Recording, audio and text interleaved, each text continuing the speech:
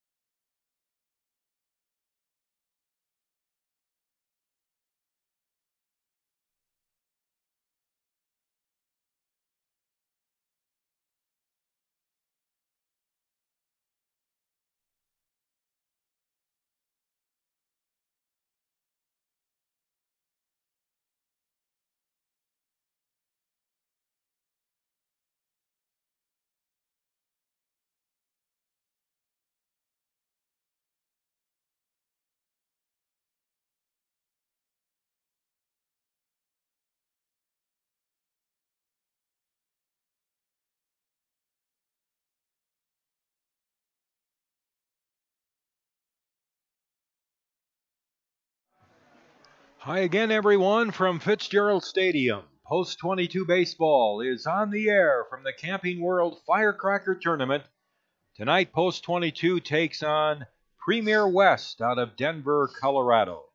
With Mark Benetti, this is Tom Rudebush on ESPN Radio Rapid City and on Hardhats TV with our director, Destin Heumann. Post 22 won earlier today, 10-1 over Missoula, Montana, to remain unbeaten in the Firecracker with a record of 3-0. And Post 22 now has won 36 and lost 4 on the season. They play a Premier West team out of Denver, which is 1-1 so far in the tournament. They lost to Eden Prairie yesterday, 12-4, and then they beat Rocky Mountain by a score of 4-2. Post 22 and this Premier West team played 4 games down in Denver, and Post 22 won 3 out of the 4, winning by scores of 13-0, 10-1, and 10-8, and then losing a 2-0 game on a brilliant pitching effort, a 4-hitter from Matt Phillips, the right-hander for Premier, who will not be pitching against Post 22 tonight. Mark Benetti, the Hardhats, and Eden Prairie are on a collision course. Eden Prairie won big today, 20-3 over Yakima, Washington. Yeah, that's quite the score in this tournament. And Tom, as you know, because of tournament rules, we have 2 run rules. There's an 8-run rule after 5 and a 15-run rule after 2.5 or 3. So that game lasted 3 innings, and that was that. So Eden Prairie, we knew they were going to come out in here as a powerhouse and as a juggernaut. So it's making the anticipation for that Monday night matchup that much more exciting, especially if the Hardhats can pull a win out tonight against a really good Premier West team and stay undefeated as well and go to 4-0. Las Vegas lost 2 games today. They lost the opening game this morning to Yakima 12-4, and then they lost to Missoula 6-2. Then Post 22 beat Missoula 10-1, so Missoula was 1-1 on the day. Rocky Mountain, 9-2 winners over Mountain West Utah. Eden Prairie, a 20-3 win, as we said, over Yakima, Washington. And tonight, Premier West and Post 22. So the up-to-the-date standings going into this game tonight have Post 22 and Eden Prairie both 3-0 in the Firecracker. Rocky Mountain is 2-1. Right now, Premier West is 1-1. And then we have Mountain West, Yakima, and Missoula all at 1-2. And Las Vegas is 0-4. The Firecracker Tournament, sponsored by Camping World of Rapid City. Post 22 thanks Camping World for their support. Camping World is your one-stop for sales, service, and accessories. Camping World of Rapid City. A beautiful night for baseball, and looking out over the mostly clear skies, lots of blue in the sky, and no chance of rain tonight. So we expect a few more people to be out here tonight. The threat of rain the last couple of nights have held the crowds down a little bit. They were still good, but I expect as we get into the weekend and much warmer weather is on the horizon, we're going to see some great crowds here at Fitzgerald Stadium. Post 22 is wearing some throwback uniforms tonight. They are wearing red tops with their white pants. These uniforms probably around 15 to 20 years old, I would guess. Maybe they're not quite that old, but I seem to remember that was kind of the era with the big Rapid City inscripted on the front of those red uniforms. And so I'm going to rely strictly on my eyesight tonight as we have substitutions, Mark. Yeah, because a lot of the numbers are jacked up on this roster. Just looking down, Walker Paz normally 11. He's wearing 48 tonight. Zach Solano wearing 49. Out of everybody in the starting lineup, Todd Stevens was the only one who got the luck of the draw. His 17 is on his back, but he is missing a couple of white numbers on his front of his jersey. It almost looks like he's paying tribute to the Stars and Stripes because he has some blue, has some red, and has a lot of white showing on the front of his uniform. But he's the only one that has his actual number on the starting lineup. So it's interesting to see all these crazy numbers. But I got to say, these uniforms look absolutely sick. These are good-looking baseball uniforms, and I'm jacked to see the guys wearing them. We'll have a color guard presenting the colors momentarily. We'll have our national anthem tonight. Tomorrow now we have 5 games. Today was the last day of 6 games. We're back to a 9 o'clock start tomorrow morning. 5 games tomorrow. And Post 22 will play at 7 p.m. tomorrow night against Yakima, Washington. We'll have the broadcast here on ESPN Radio and Hardhat TV. Don't forget, fans, that the fireworks extravaganza is following the game on Monday night, following Post 22's game with Eden Prairie. If the fireworks weren't enough to come out for, the fireworks will probably start about 7 o'clock when Post 22 plays Eden Prairie in what should be just a great matchup. But don't overlook that Sunday night game at 7 as Post 22 plays the Colorado High School champions in Rocky Mountain, who I thought was kind of an upset loss to Premier West on Thursday, 4-2. That loss might come back to haunt Rocky in this tournament. It could, especially as the defending champion. You know Rocky Mountain wants to go back-to-back in the Firecracker, which I don't know how often that's happened, but given how tough this tournament is, you'd have to think that's a very tough thing to pull off. So unfortunate for Rocky Mountain to get that upset there, but nonetheless, we've got some great baseball so far in this field. Well, let's take a look at those starting lineups, huh, Mark? Absolutely. Let's take a look at Premier West first, because not only are they batting in the top halves of our 7 innings tonight, their numbers aren't jacked up. Leading off is number 9, Lance Kelly. He is defensively positioned at shortstop. Batting second is number 27, Trey Adams. He's playing at second base. Batting third, number 33, Tanner Garner. He's in the hot corner at third. And in the cleanup positions, number 3, Jimmy LeConte. He's playing out in left field. Batting fifth is number 13, Hunter Stevens. He's patrolling right field. Batting sixth is number 2, Nate Kajowski. He is the designated hitter. Batting seventh is number 24, Tyler Phillips. He's at first base. Batting eighth is number 1, Otto Jones. He is the backstopper and catcher. And rounding out the batting order in the 9th spot for Premier West is number 6, Miguel Marquez. He is patrolling center field. Number 34, Paul Brophy's on the mound tonight, the starter for Premier West. He will take on the Post 22 lineup in the bottom halves of our 7 innings of regulation as follows. Now, bear with me on the numbers, folks, because like I said, these are messed up. Leading off is number 48, Walker Paz. He's out at second base. Batting second is number 49, Zach Solano. He's patrolling right field. Batting third, number 21, Cooper Bowman. He's out at the shortstop position. And in the cleanup spot is number 35, Eric Petrie. He'll patrol left field for the second time today. Batting fifth is number 36, Timmy Paris, the backstopper and catcher. Batting sixth is number 46, Jack Sorensen. He's out at first base. Batting seventh is the only starter with the correct number 17, Todd Stevens. He's the designated hitter. Batting eighth is number 43, Justin Kramer, out in the hot corner at third. And rounding out the batting order in the 9th spot is number 42, Connor King. He is patrolling center field. On the mound tonight for the Hardhats is number 44, Tommy Wall.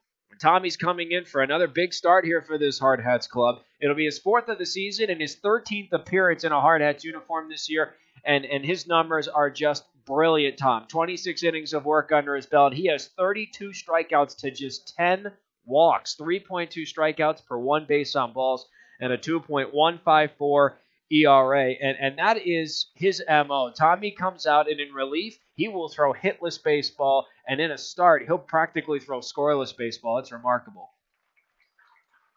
Well, Tommy, you certainly stepped up to nail down that number 4 spot, or among the top 4 pitchers for Post 22, and that's going to give Mitch Messer, I think, some relief of mind knowing that Tommy is there.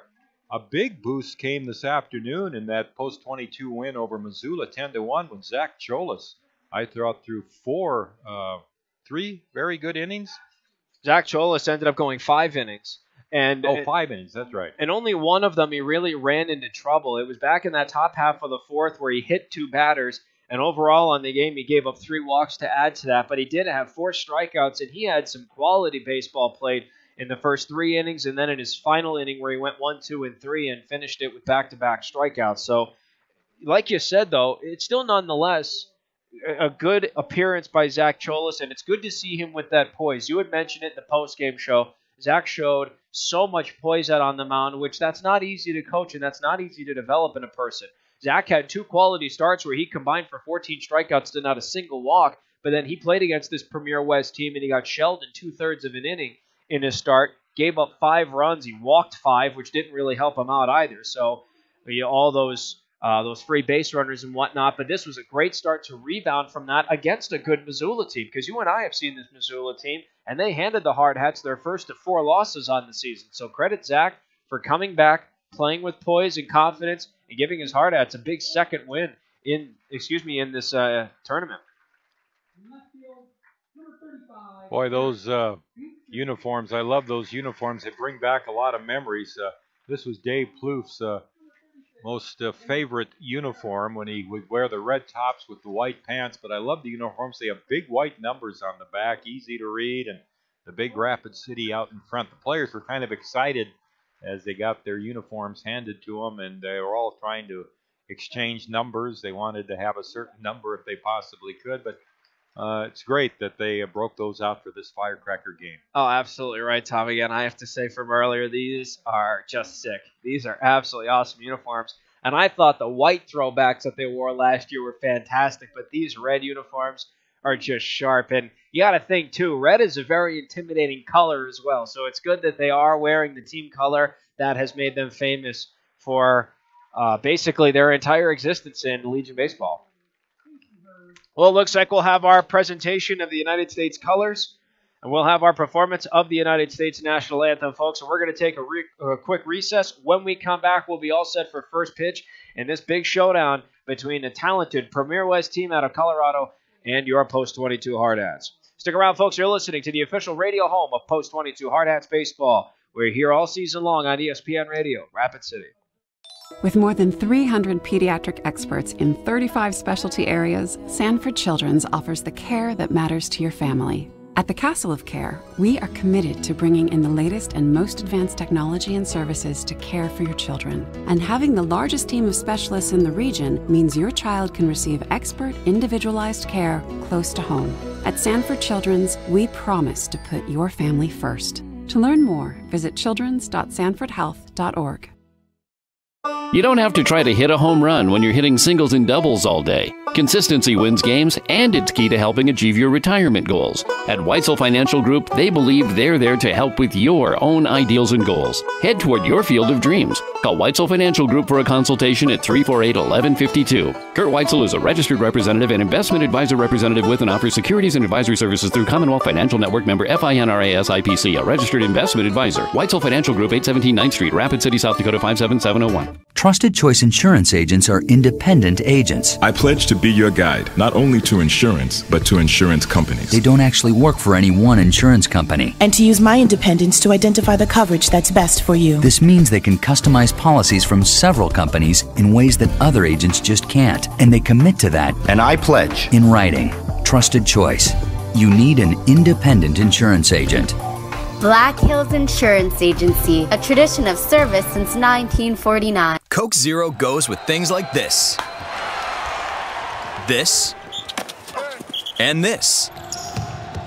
Coke Zero tastes like this. He shoots, he scores! It sounds like this. It feels like this. So when the game is on, try it with this. Coke Zero. Real Coca-Cola taste. 0 calories, 0 sugar.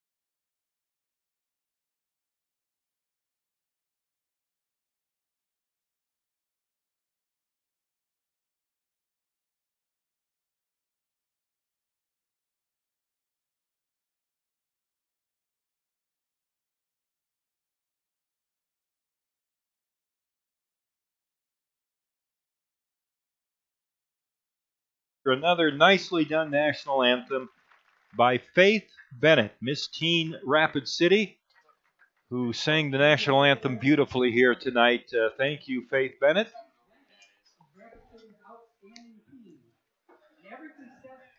And she's wearing her little crown on her head. And that outstanding performance sets us up for the final moments we have before first pitch tonight. Again, Tom, you and I have pretty much been hyping this matchup up ever since the Firecracker started, even in the stages where it was looming when we were still in Pullman. This is a very good Premier West team coming up against also another great team in the Hardhats, who come in at 36-4. And it's Tommy Wall on the mound, tasked with shutting down this Premier West club tonight. Again, his fourth start of the year, 26 innings of work in what will be his 13th game played, 32 strikeouts to 10 walks and a 2.154 ERA. He has a record of 1-0, and he's 1-for-1 in save opportunities, so he's looking for his second win as a starting pitcher. Let's take a look at the defense surrounding Tommy Wall for the Hardhats. He's paired up with his battery mate and catcher, Timmy Paris. At first is Jack Sorensen. At second, Walker Paz. Shortstop, Cooper Ballman. And in the hot corner at third is Justin Kramer. Left to right in the outfield, Eric Petrie, Connor King, and Zach Solano.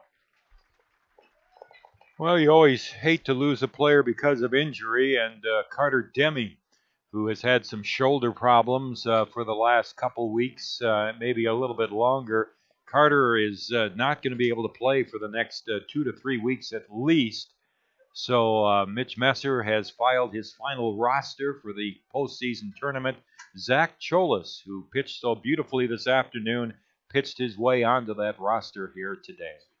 Lance Kelly, the leadoff hitter, left-handed batting shortstop, and the first pitch from Tommy Wall is outside as we are underway at 8:03 this evening, and our game time temperature is 72 degrees. And a fastball up and away. It's 2 balls and no strikes on Lance Kelly. In that 4-game series against Post 22 down in Denver, Premier was held to 11 runs as Moore delivers a strike, and one of the great pitching efforts in that series was Tommy Wall. We're going to have to start a new cup. Here's a swinging strike. I had a friend growing up. His name was, and why I think back this many years ago, his name was Tommy Moore. And I've said that about 4 or 5 times this year, so I put a buck into a cup, right, Mark, for each time. That's how it goes. Pitch a strike 3. So Wall strikes out Kelly to start the game here in the top half of the first inning. Tommy went with that slider that breaks down and inside of these lefties, and he just narrowly picked off that corner and caused Bobby Bennett, the home plate umpire, to ring up Kelly. So 1 up, 1 down, and Trey Adams is up. Adams, the second baseman, a right-handed batter, and Tommy Wall's pitch. Low and outside. You see, I always thought you would call him Tommy Moore because I've heard people in town refer to St. Thomas More as Tommy Moore just in conversation. That's what I thought you were referencing. And a check swing, but a strike called. No, it's just plain and simple. My mind is going. Join the club. Premier hit .265 in their series against Post 22 in the 4 games. Pitches low and outside, 2-1. They had 26 hits and 98 at-bats in the 4-game series. So it was Post 22's pitching that really controlled Premier for most of that series. There's a drive into left center field. That's going to be trouble. It's going to bounce all the way to the fence to the left of the 393 sign. Here's Adams at second base. He'll check in there with a stand-up double. And the ball is thrown into the infield and is going to go into the Post 22 dugout, which will allow Adams to advance to third on the error. That's very unfortunate. There must have been some kind of miscue because no one was covering third base, and Cooper Bowman, I don't know if he heard 3-3-3 or whatnot, but that ball was out of his hand the second it was in his glove. So he was gunning for third base just to hold the runner. Instead, he goes into the dugout, forces an error, and now there's a man 90 feet away from scoring the first run of this ballgame. So here's Tanner Garner, the third baseman, taking a pitch outside for a ball, and it's 1 ball and no strikes. Post 22 will keep the infield back here early in the game.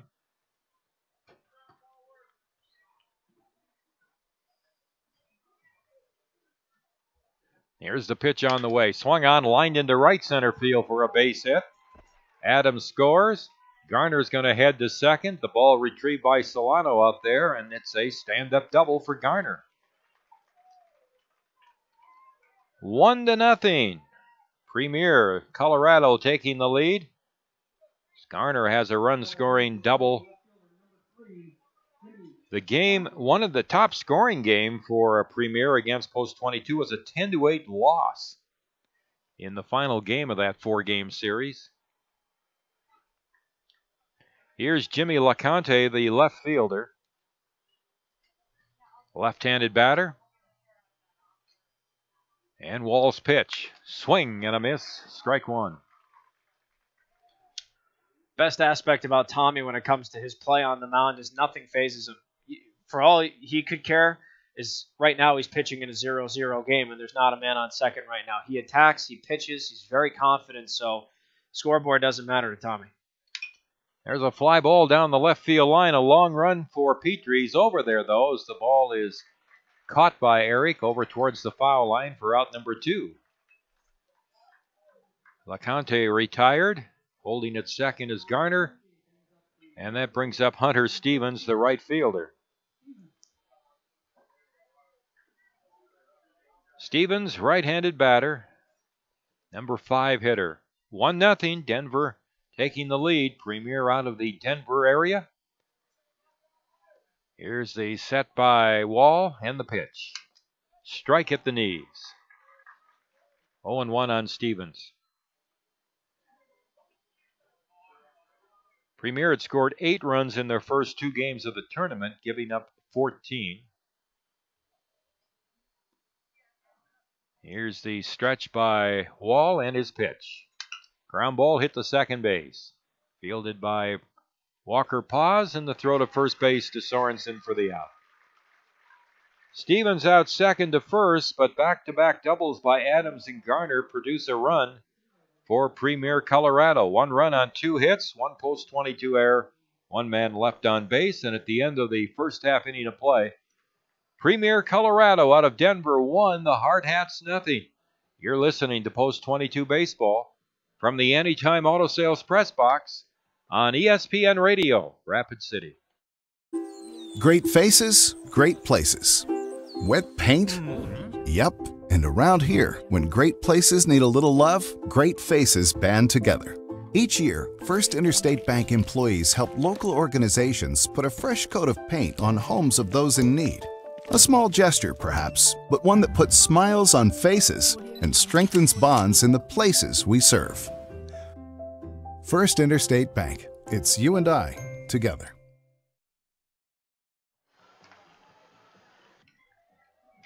Paul Brophy is the left-hander. He'll be starting for Premier West tonight.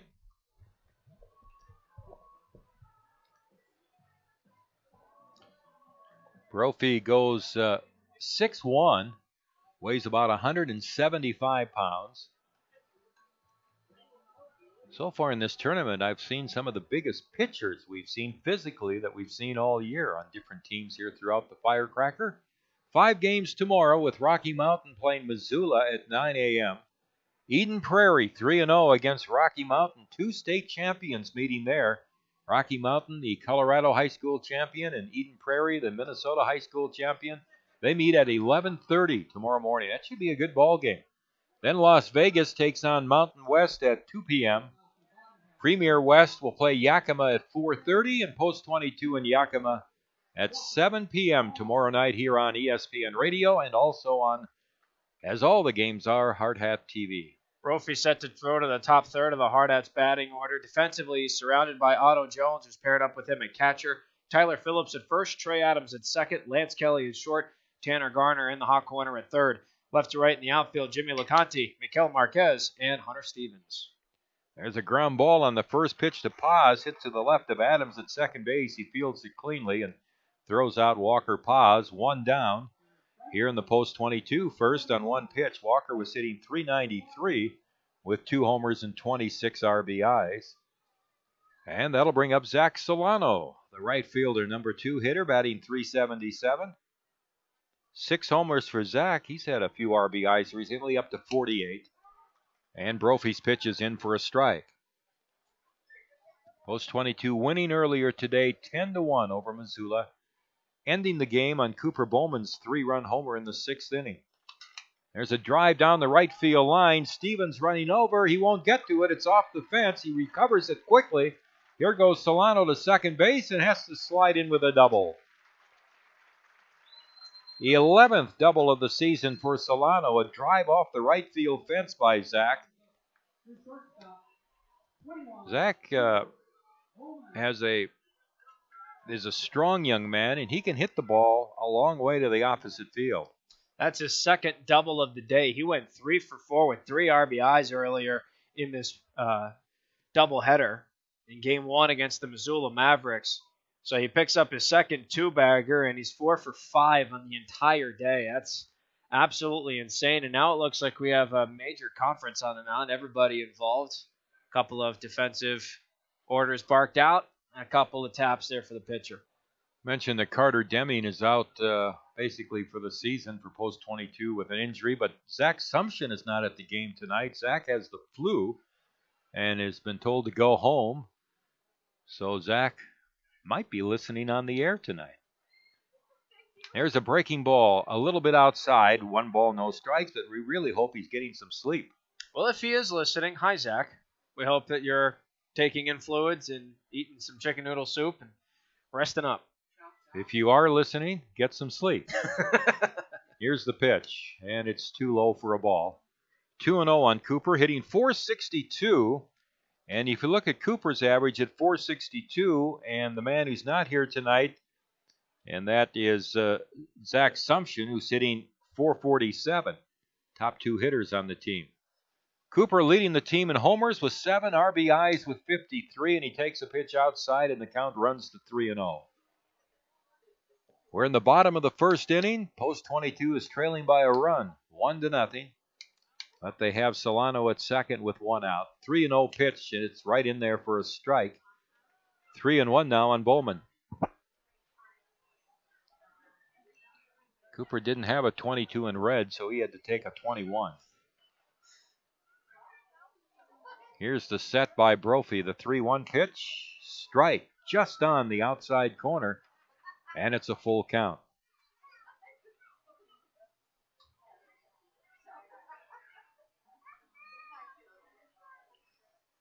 Three balls, 2 strikes. Here's the pitch. Breaking ball high and outside, so he threw him a breaking ball on 3-2. And Bowman goes down to first base. Here's Eric Petrie playing in left field. Eric on the season at .376. 6 home runs and 30 RBIs. Brophy, the left-hander from the stretch, he delivers. Check swing on a breaking ball inside for ball 1.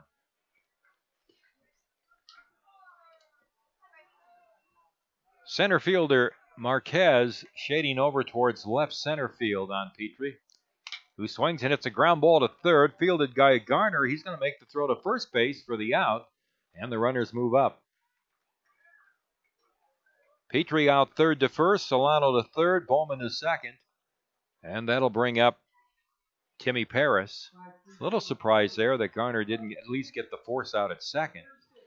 Or even try to go to his right to get the lead runner at third. You still get an out either way to make it 2 outs and then force up only 1 more to go to end the inning. It was a very interesting sequence, but you got to go for the easy play. Sometimes you just got to keep it simple. Timmy Paris hitting .308. Looks at a breaking ball outside. Timmy has 2 homers and 38 RBIs. Leads the team in doubles with 15.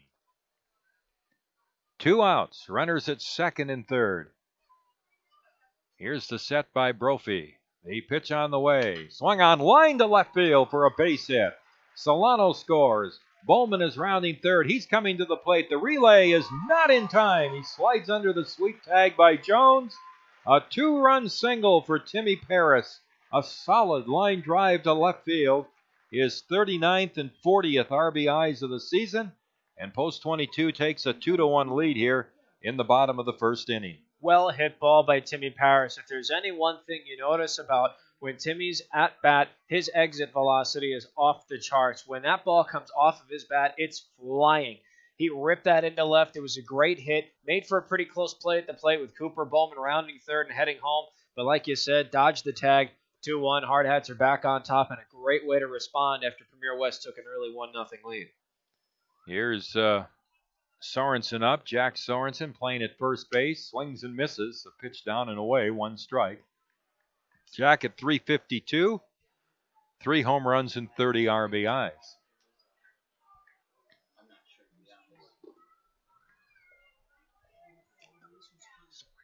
No balls and a strike. Here's the pitch on the way. Swung on, chopped towards third again. 2 hops out to Garner. Here's his peg to first. It's low and off the mid of the first baseman. It rolls into foul territory. And over to third goes the pinch runner for post 22. So runners at first and third as we have a courtesy runner. Sorensen safe on the error. Here's Todd Stevens up.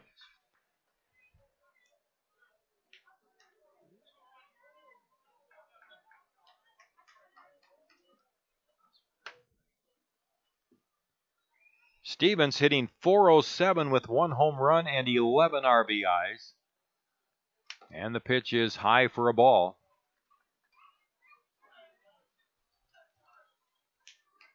One ball and no strikes.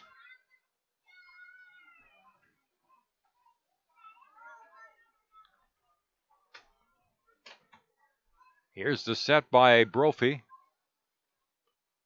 And his pitch. Swung on and fouled, back and out of play. 1-1 on Todd Stevens.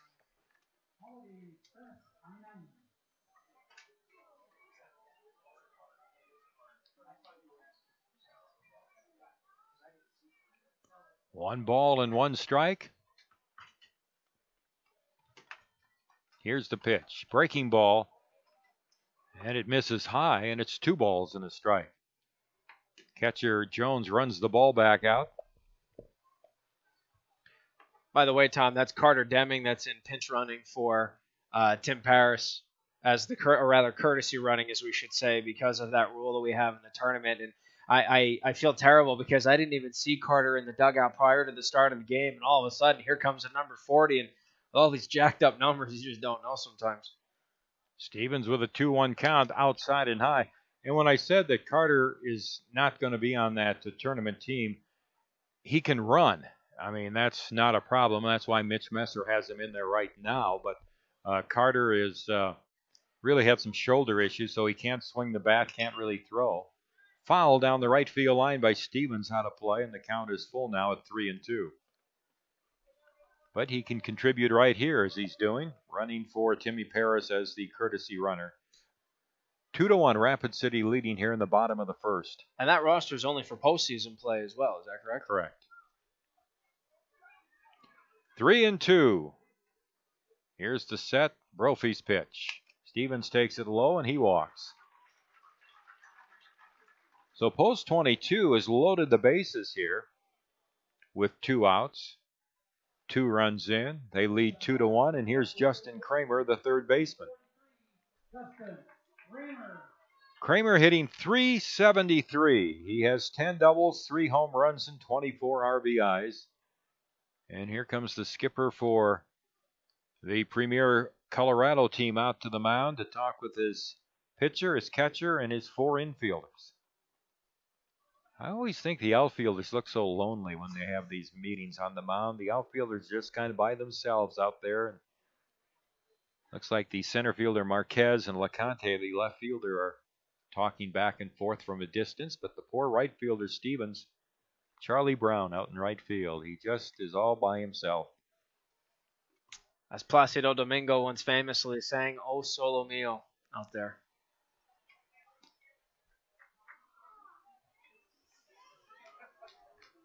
Is that anything like Solo 2?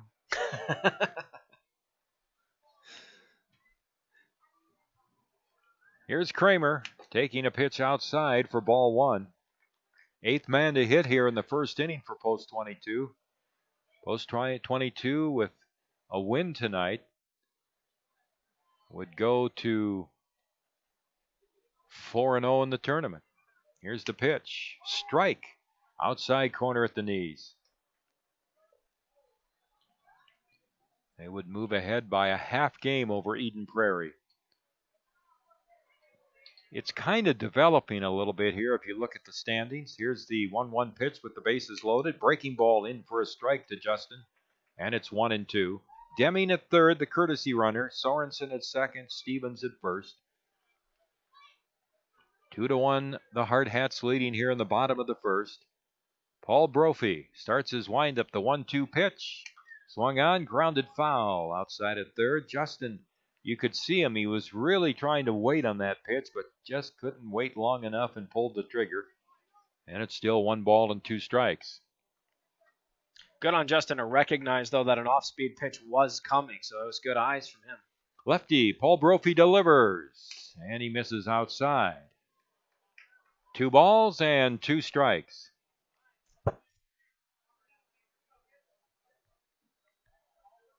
Big gap in right center field for Kramer.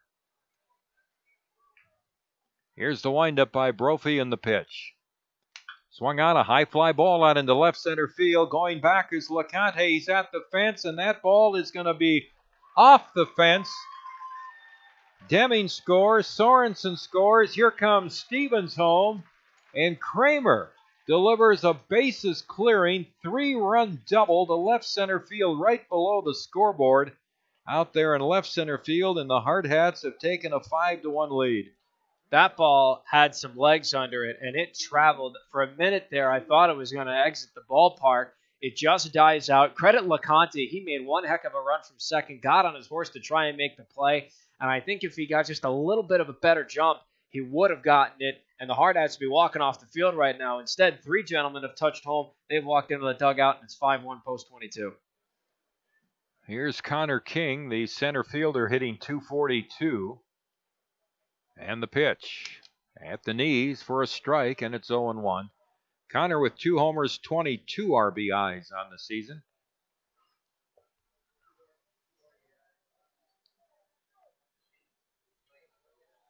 One strike to count. Here's the pitch. Breaking ball outside. 1 ball and 1 strike. A 5-run first inning for Post 22. After Premier West had scored a run in the top of the inning. Connor swings and pops it up on the infield to the left of home plate, a foul ball, and the catcher Jones grabs it for the 3rd out. But a good inning for Post 22 as they come up with 5 runs in the inning on 3 hits. There was a costly Premier West error and 1 man left on base. 5-1, the Hardhats lead Premier West. We're at the Camping World Firecracker Tournament from the Anytime Auto Sales Press Box. You're listening to Post 22 Baseball on ESPN Radio Rapid City.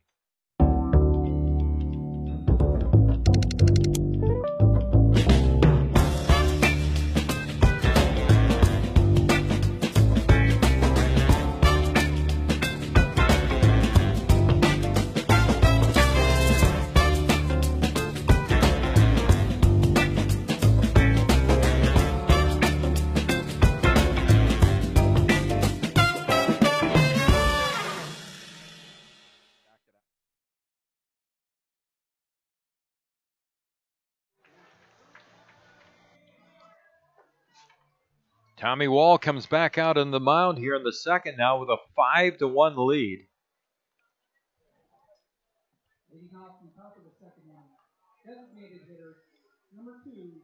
Nate Kajowski, the designated hitter, coming up.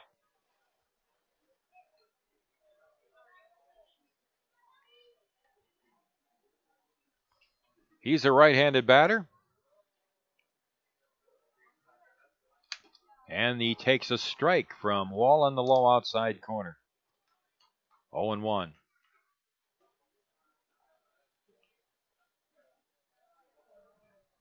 Outfield straight away. Here's the pitch. And it's a strike on the outside corner.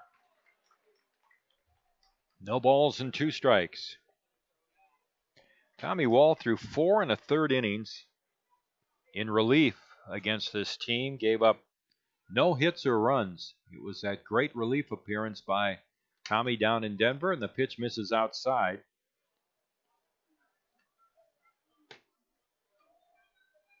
No hits or runs, and he had 6 strikeouts and 3 walks in that 4 1/3 innings against this premier team. There's a bouncing ball past the mound, out to second baseman Paz, who gloves it and whips it over to Sorensen for the out.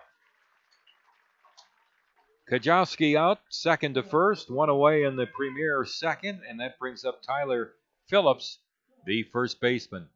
Tyler, who pitched that great game against Post 22, threw a 4-hit shutout at the Hardhats and a 2-0 premier win.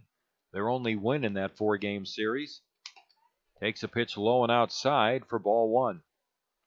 And he pitched as fine a game as I've seen pitched by any pitcher this year for Post 22 or against him. Fastball misses. A little bit high. 2 balls and no strikes on Phillips. Playing at first base and batting 7th here in the premier Denver order. 1 out, nobody on. Wall's pitch. And he misses down low, and it's 3 balls and no strikes. Best crowd of the 3 nights with the nice weather tonight. Here's the 3-0 pitch, and Tommy delivers a 4-pitch walk to Tyler Phillips.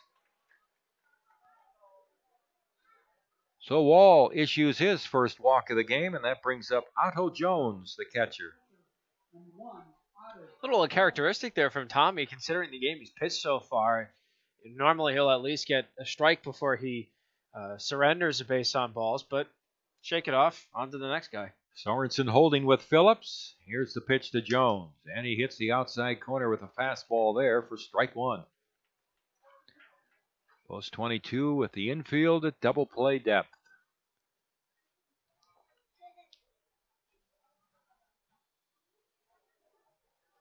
Here's the set and the pitch. Lined up the middle for a base hit. In to field it is King, and there'll be runners at first and second. Sharp single to center for Jones, right up the middle. 3rd hit for Premier West. And it brings up Miguel Marquez, the center fielder. Marquez, a right-handed batter. He had a tremendous on-base percentage against Post 22 in that 4-game series. He didn't hit the ball, but he was on with walks, hit batsmen. I think it was right around 600 in the 4 games, his on-base percentage for Marquez. He's a right-handed batter. He hit 9th in the series in Denver. He hits 9th here. Here's the set by Wall. And the pitch. And it's low for a ball. 1 ball, no strikes. By the way, courtesy running for Otto Jones, the catcher, is Mark Hunter, number 23. So he's in the game as the courtesy runner. Again, utilizing the courtesy runner for catcher rule in this tournament. Runners at first and second here in the top of the second. The pitch on the way is down low. And Wall struggling now. Has a 2-ball count on Marquez. 5-1. The Hardhats have the lead here in the top of the second.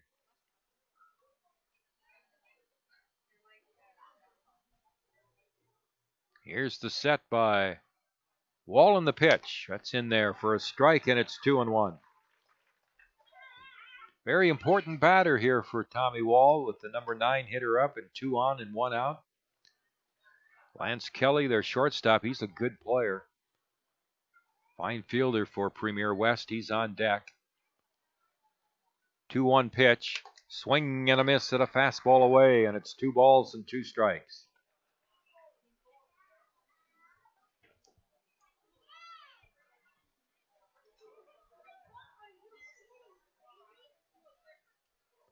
Two balls, 2 strikes. Marquez waits. Wall delivers. Strike 3 on the low outside corner.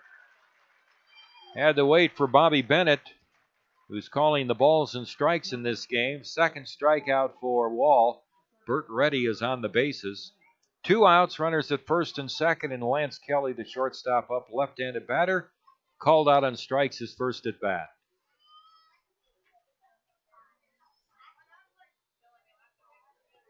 Here's the set by Wall. Glances back at second. Here's the pitch, and it's a strike. 0-1 on Kelly. So 2 backwards Ks for Tommy Wall. He's caught both of his victims window shopping tonight. Means he's got a lot of movement on his pitches, especially when he's picking those corners. Sorensen a deep first in back of the courtesy runner Hunter at first base. There's a big chopper coming up the field. It is Sorensen. Wall goes to the bag, gets the throw for the out. Good teamwork there, Sorensen and Wall. Good communication with Sorensen coming in to field that chopper, and Tommy Wall took out towards first base to receive the flip from Sorensen. 3-1 on the putout. No runs on a hit for Premier West. No post 22 errors and 2 men left on base. We move to the bottom half of the second, and the Hardhats lead Premier West out of Denver 5-1. From the Anytime Auto Sales press box, you're listening to Post 22 Baseball on ESPN Radio, Rapid City. Camping World is here to help you connect to adventure and explore the outdoors with friends and family, offering new and pre-owned RVs to fit every budget and thousands of parts and accessories for any need. Camping World has it all. With over 125 supercenters nationwide, you're never far from America's #1 RV dealer. No matter where your adventures take you, whether you need an RV, parts, or service, Camping World is here to help you every step of the way. Visit Camping World in Rapid City or shop campingworld.com today.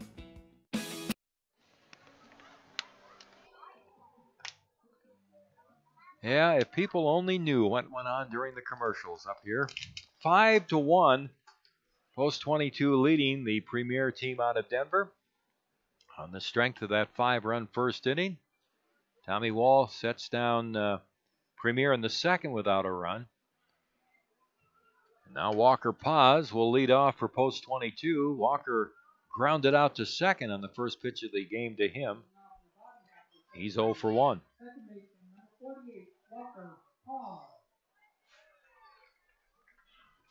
Don't forget, folks, later in tonight's broadcast at the start of the 4th inning, I'm going to have the Rapid City Rush head coach Daniel Tatro in the booth. And we're going to talk about the new signing we announced in our earlier broadcast today of Kent Miller and call some baseball from a former potential Toronto Blue Jays prospect. Breaking ball on the outside corner to Walker Paz, and it's 0-1 to Walker. Zach Solano on deck, and then Cooper Bowman to follow.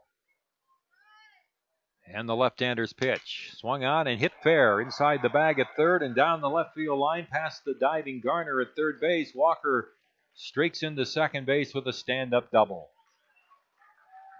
Well, we've seen Walker Paz double down the first base line inside the bag at first, and that one inside the bag at third down the left field line for his 13th double of the season. That was a textbook push. Walker threw his hands at the ball, and a lot of times when you throw your hands at the ball, you're going to push it towards the opposite field, and he scorched it right down the line. There was nothing Gardner at third could do despite his best efforts, and it was a two-bagger the whole way just with the velocity that the ball came off the bat with.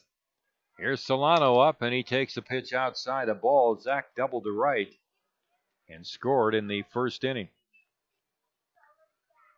4 hits now for Post 22 in the game.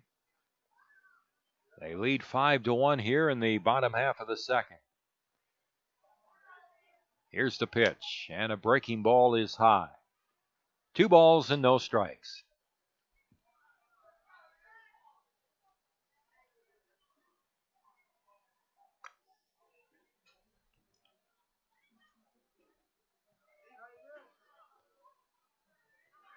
Here's the set by Brophy.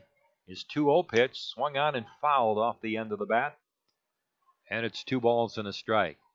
You know, one thing about these retro uniforms, these red uniforms, I don't remember the high numbers that they had on these jerseys. I don't remember some of these numbers, like 49, which Zach is wearing right now.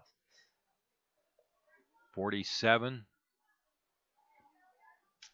Yeah, in this lineup, Walker's 48, Zach's 49, Jack Sorensen's 46, Kramer 43, King 42, Tommy Wall's 44.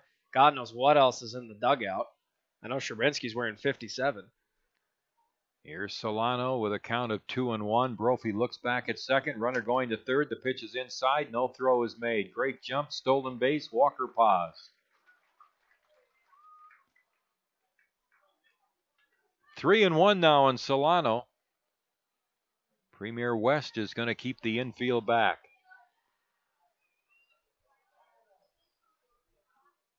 Out of the windup is Paul Brophy. Here's his 3-1 pitch. Swing and a miss. 3-2 on Solano. Mitch Messer coaching at third. Jason Hers over at first for Post 22. Hardhats play here tomorrow night, 7 o'clock, Saturday night against Yakima, Washington. Here on ESPN Radio and Hardhat TV. Payoff pitch. Swung on, pop foul off to the right. Ball back into the seats, and the count is still 3-2. By the way, for Walker, that was his 11th stolen base of the season, so he's 11 for 14 on the year when stealing. He's only been caught 3 times for a stolen base percentage of 77%. 3-2, the count. Here's the pitch on the way. Inside and low, ball 4. Runners at first and third for Post 22. Nobody out. Cooper Bowman walked and scored in the first inning. Now leading the team in home runs with 7 after that 3-run shot in this first game this afternoon.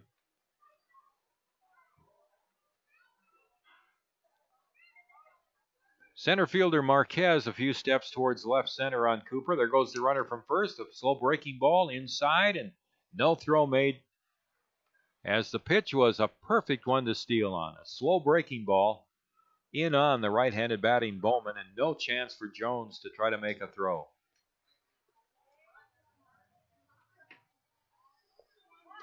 So now runners at second and third with nobody out. Pitch to Bowman. Cooper swings and lifts a foul out of play to the right. 1 ball and 1 strike.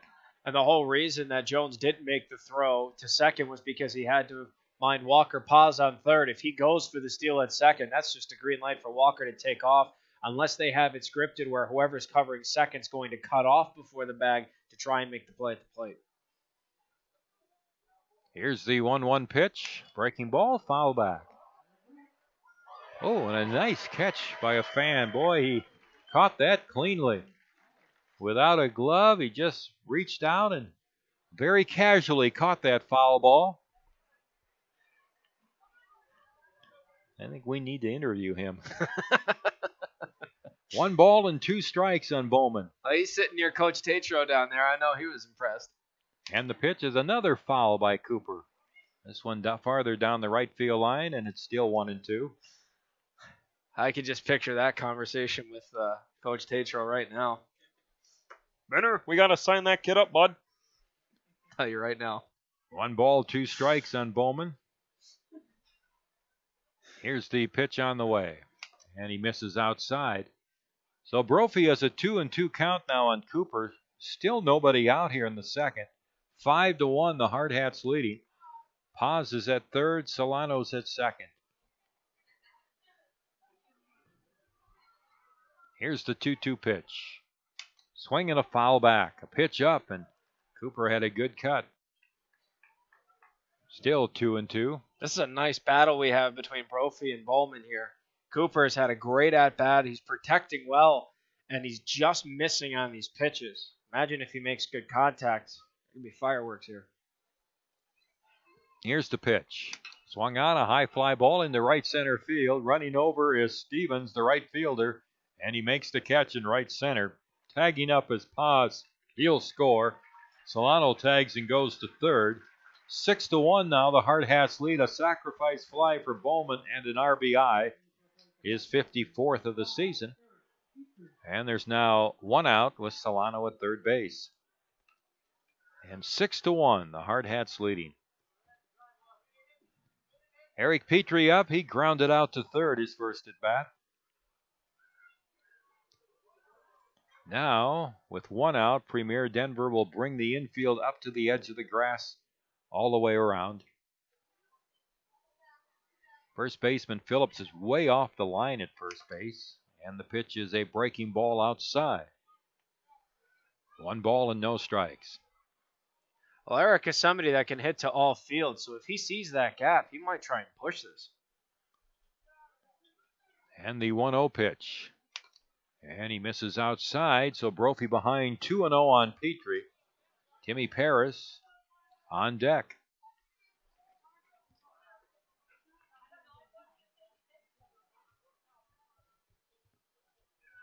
Paul Brophy with a count of 2-0 on Petrie. A runner at third and Solano, the pitch on the way. Breaking ball ripped past the third baseman Gardner into left field. Garner couldn't get to it to his left. And Petrie drives in his 31st run of the year with a single to left as Solano scores. 7-1 now, Rapid City leading. And that'll bring up Timmy Paris, who had a big 2-run single in the first inning. He had a 2-out, 2-run single to put Rapid City in front 2-1. Then the Hardhats went on to score 3 more runs in the inning. That's the first hit of the entire day here for Eric, playing in both games of this doubleheader, and it deals some damage. Paris swings and hits a foul. 1 strike. By the way, Tom, the next pitch out of Brophy's hand will be number 50 of this start. We're still not out of the second inning yet, so the Hardhats are really battling against him and just racking up that pitch count. And to compare, Tommy Wall is only at 32 after 2 innings pitched. No balls and a strike. Here's the pitch. Swing and a miss. A pitch down and away.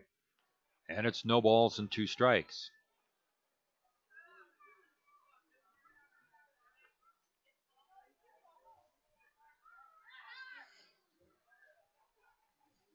Leading from first is Petrie. Here's the pitch. A foul back by Timmy. Oh, he's taking some big cuts. Strike 2 count on Paris. Only 1 out here in the second inning.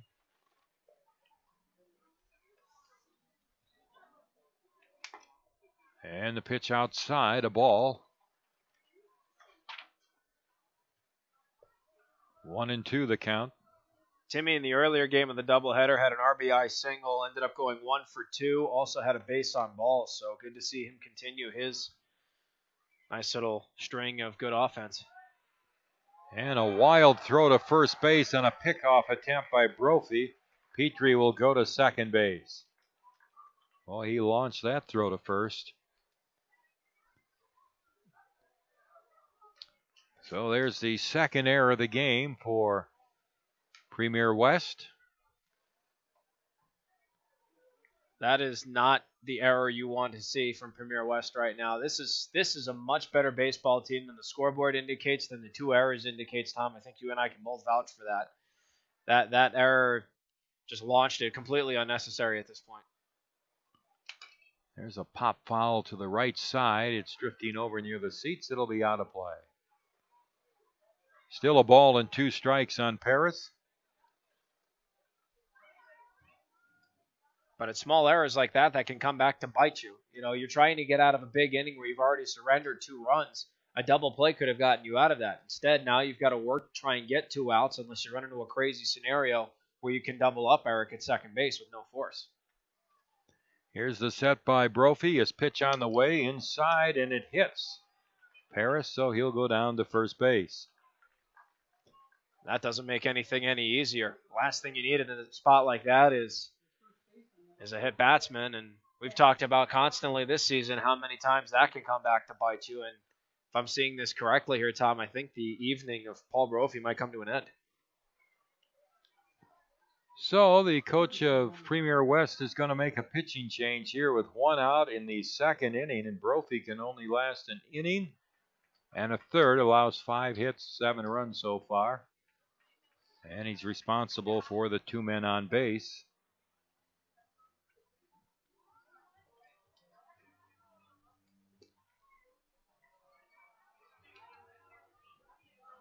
It looks like they're going to play some musical chairs with the infield and the outfield. I don't think they're going to pull anyone from a bullpen scenario here, so it's just a quick shifting of the guard.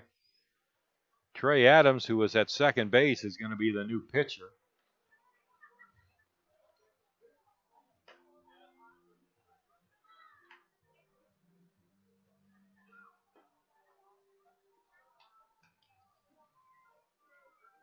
Adams pitched in relief against post 22 down in Denver.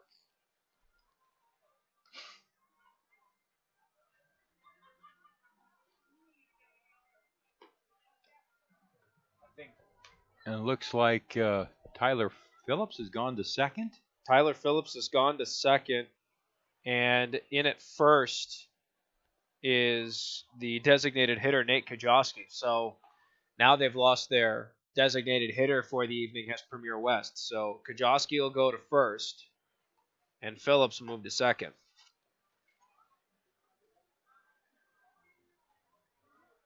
And I think that's the only change we have. Actually, no, Jimmy LeConte's moved to third. Number 3 is now at the third base position, which means left field is now switched up.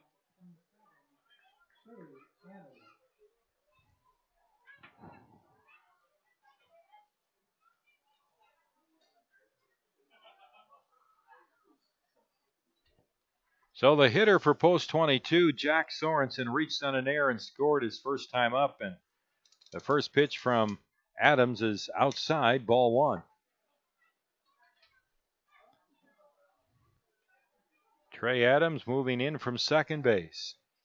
Delivers, and he hits the outside corner for a strike. Adams doesn't have a pronounced delivery with that big leg kick that most pitchers have. He just throws it like a dart. So it's a hard delivery to pick up on.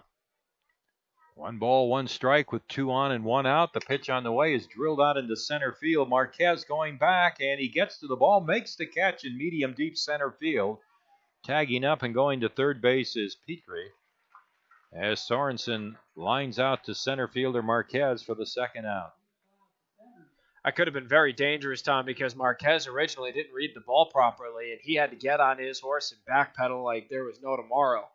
And he was able to make the play on the ball, so Premier West got away with another one. But if that ball drops, then it's just Keystone Cops out there for this club. Todd Stevens, the designated hitter, walked in the first inning as Adams tosses to first base. Petrie at third now, and a pinch runner at first, a courtesy runner for Paris. Is that Deming again? I don't think it is, actually. No, it isn't.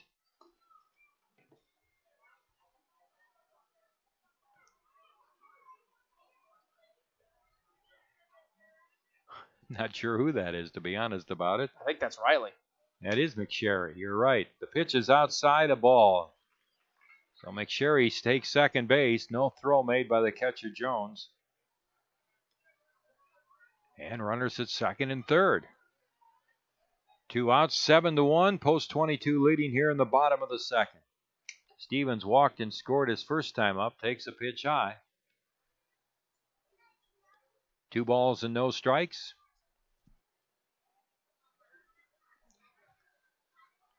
And the pitch on the way. Swung on and hit foul. Out of play off to the right. 2-1 now, the count.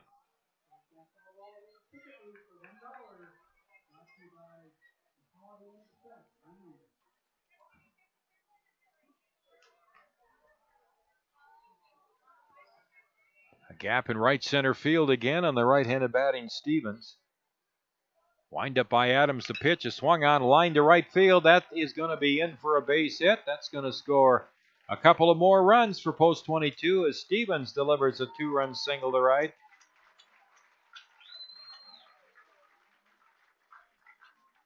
Petrie scores. McSherry scores. It's now a 4-run second for post 22 to go along with their 5-run first, and they have a 9-1 lead here in the second inning, and Justin Kramer coming up. And now that changes the stat line for Paul Brophy to 9 runs allowed, 8 of which were earned. As Sorensen had reached on the... Actually, I'm sorry, 7 of them were earned. Because 2 runs scored when an error was committed. There could have been 2 outs and could have ended the inning. So that changes his stat line to 9 runs allowed, 7 of which were earned on 5 hits in an inning in the third. And it was a tough start for Brophy, who only threw 54 pitches, didn't strike anybody out, and he ended up walking 3 and hit 1 batter. And another conference on the mound. So the conference breaks up. Justin Kramer doubled to left center, knocked in 3 runs in the first inning. Came up with the bases loaded and cleared them with his double to deep left center field. His 11th double. He now has 27 RBIs in the season. So Kramer up with 2 outs. Stevens at first base. Trey Adams working out of the stretch. And he'll throw to first base.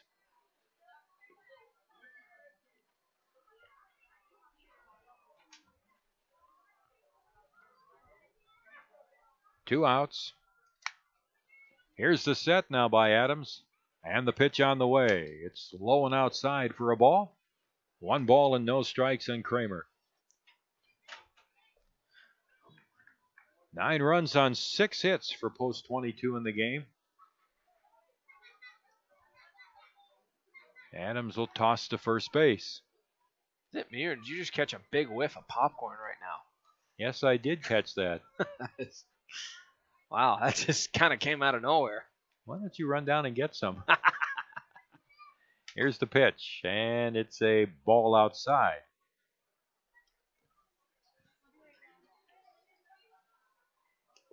Two balls and no strikes. Stevens off at first as Adams works from the stretch. Here's his pitch, and a strike on the low outside corner. 2-1 the count.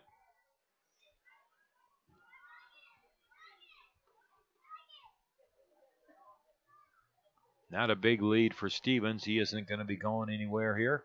Here's the pitch, and it's hit foul down the right field line. So it's 2-2 now on Kramer. He's the 8th man to bat here in the second. Post 22 sent 9 men to the plate in the first inning. And they lead 9-6. 9-1 here, I should say, with 6 hits.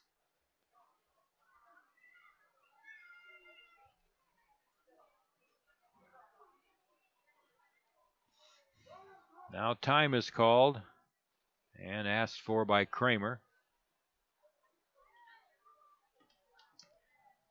I think last night at this time we were in the middle of the 4th inning. That sounds about right. Here's the pitch, and it's low, and it's a full count now on Kramer.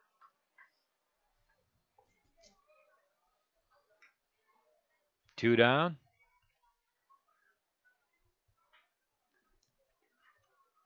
Adams looking over at Stevens at first.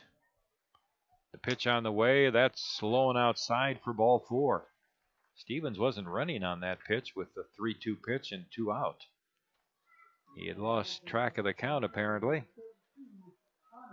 So runners at first and second, 2 out. And the batter will be Connor King, who fouled out to the catcher his first at bat.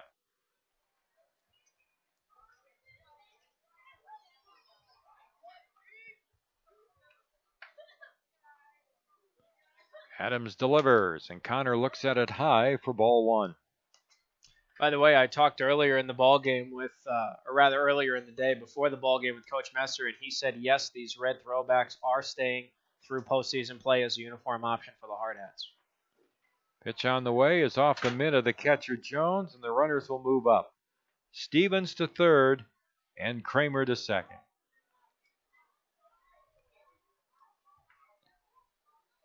2-0 on Connor King. It's one of those scenarios of Murphy's Law here, Tom, and you hate to see it for such a really good Premier West team that just nothing seems to be working out. That pass ball here and there, an errant throw on a pickoff, a bobble at third, and it's led to a 9-1 advantage here for this Hardhats club. Unfortunate to see from a very talented squad. Here's the 2-0 pitch. And that fastball hits the outside corner, belt high, and it's 2-1.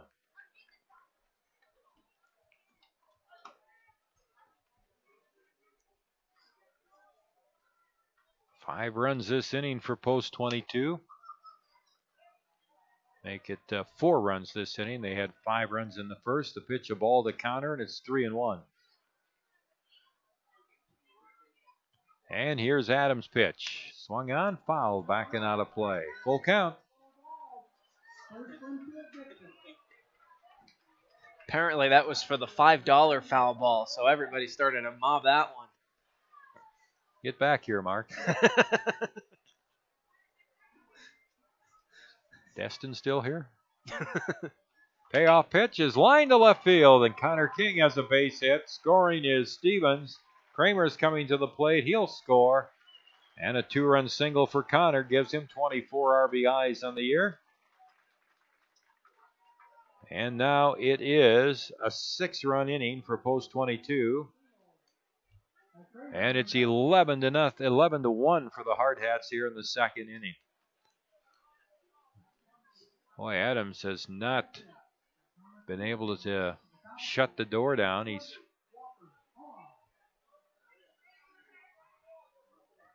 struggled here in this relief appearance. Here's Walker Paz, who was grounded out to second. Doubled to left. And the pitch is inside for ball one.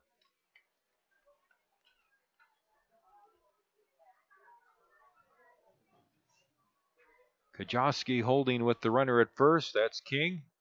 Pitch on the way, and that's a strike at the knees on the outside corner. 1-1 on Paz.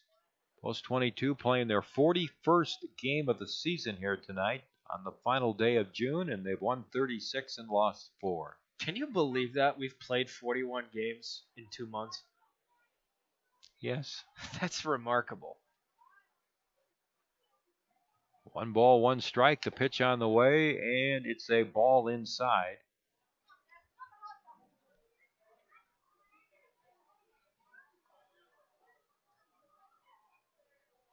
Two and 1 on Paz. And the pitch. 3-1 as it's low and outside. I was talking with Rush General Manager Joe Ferris today. He was asking me about this game tonight. And I told him it was game 41, and I thought he was going to spit his water out across his desk. He couldn't believe 41 games in 2 months.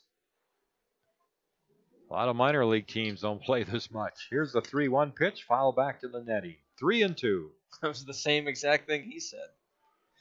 Couldn't believe it. But again, it's a testament, Tom, to this program. They do it right. It is a lot of baseball. It is very intensive, but that sets you up for all the success that you've seen. You know what the team record for games played in the season is? I'm going to have to say somewhere upwards of 80. 99. There's a foul down the left field line by Connor King. What season was that? I believe it was 97 or 98, somewhere in there. Let me look it up. 3-2 on Connor, and the pitch is swung on, hit to the shortstop, and it's past him in the left center field. It'll be a base hit for Paz, not King. Walker was going to second, and he's going to be tagged. And they rule him safe at second base. Apparently no tag was applied to Walker. King goes to third. And I guess you give Walker a double, huh? Wow, that was very close, especially from up here. But again, Tom, that's why we're up here and we're not umpires. So that was dangerously close, and I think Walker got away with one there.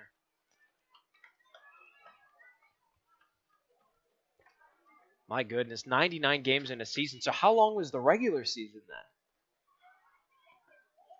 then? Long. I guess the better question is, when did it start? Did it start back in April, or did it start? 2002, and that was the World Series year, now that I remember it. We went to Virginia for the World Series that year. 99 games in 2002. Pitch is high and inside. Zach Solano has doubled to right, scored, walked and scored.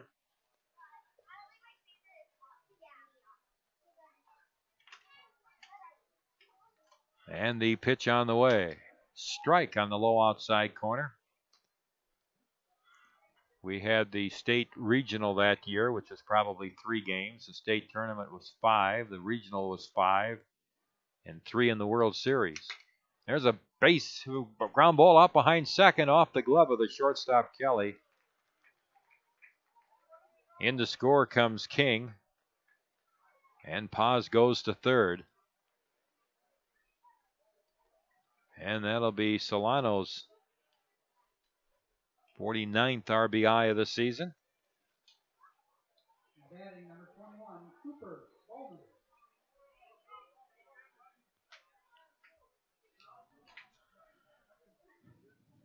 Zach's 2 for 2 now. Here's Cooper Bowman. He was 3 for 4 in the first game, so he's had 5 hits and 6 at-bats in the doubleheader.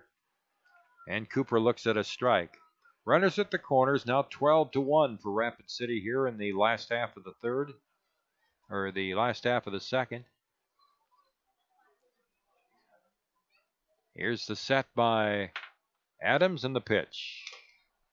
Outside. And it's 1 ball, 1 strike.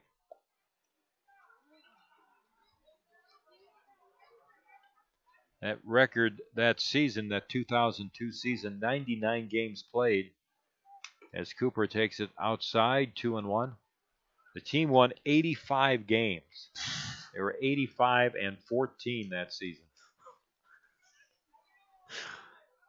Wow. 2-1 on Bowman. Just wow. Here's the pitch. Low and outside. It's ball 3. 3-1. That is just 85 wins in a 99-game season. And that season was also the year we set the team record for a winning streak at 26 in a row. That's mind-boggling. I don't know how you processed that at the time it happened, because I'd just be in shell shock as the whole season's going on. That's absurd. There's a foul by Connor, and it's out of play off to the right, or to Cooper. 3 balls and 2 strikes. Well, that shows you that was that good of a team, the World Series of 2002. Bowman with a 3-2 count. Here's the pitch by Adams. He struck him out a pitch away, and Cooper swung through it. But 12 men come to the plate in the second inning for Post 22, and they score 7 runs, 6 hits. There was 2 men left on base and a Premier West error. So we've played 2 innings here at Fitzgerald Stadium tonight, and Post 22 is on a rampage. They lead Premier West by a score of 12-1. You're listening to Post 22 Baseball from the Anytime Auto Sales Press Box on ESPN Radio, Rapid City. Why do so many business people trust us? Well, we're pretty nice folks, of course, and we really know our stuff. Black Hills Insurance, a tradition of service since 1949.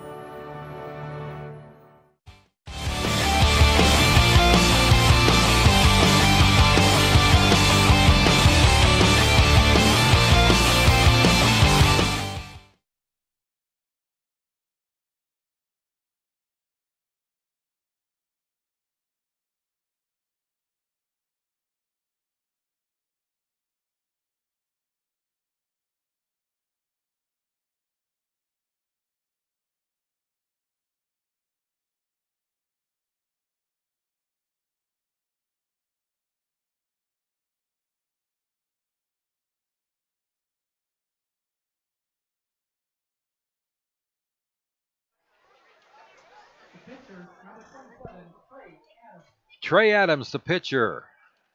Number 2 hitter, started the game at second base. Tommy Wall's pitch is a ball just outside. Tommy's given up 3 hits and a run over the first 2 innings. 2 strikeouts and a walk. There's a foul rolling off to the right of home plate. 1 ball, 1 strike. 2, 3, and 4 hitters here for Premier West, Colorado.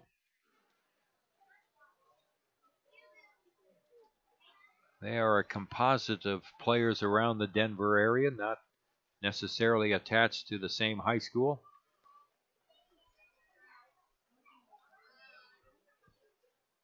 One ball and 1 strike the count.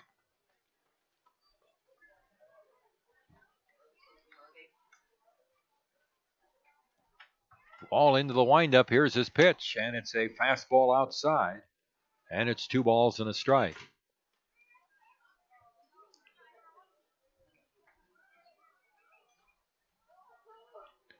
And Tommy's pitch. He misses down low, and it's 3-1.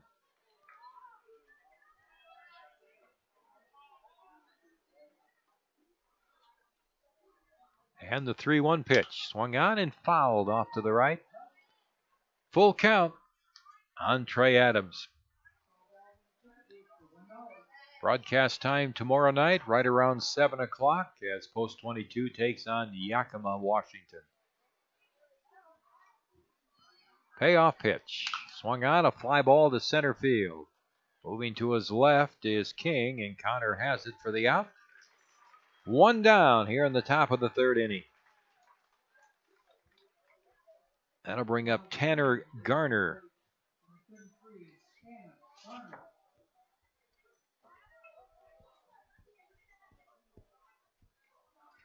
Garner doubled to right center field, drove in the premier run in the first inning, and takes a pitch in for a strike, and it's 0-1.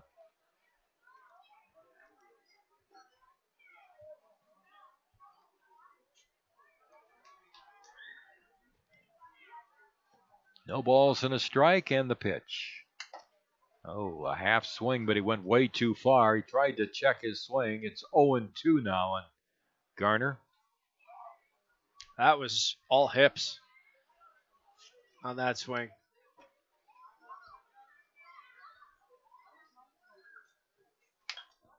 And a foul off to the right. Still 2 strikes on Garner.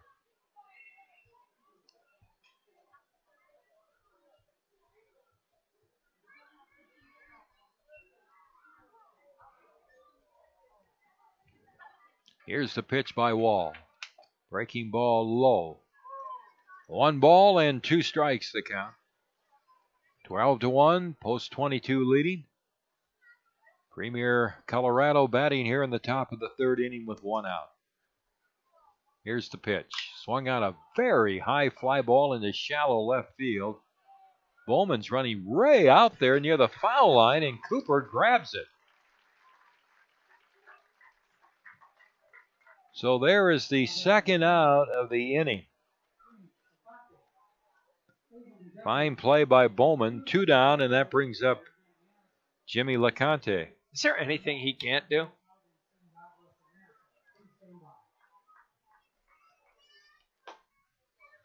And the pitch is a ball, and it's 1-0. LeConte flied to left his first at bat. And the pitch is a ball inside, 2-0.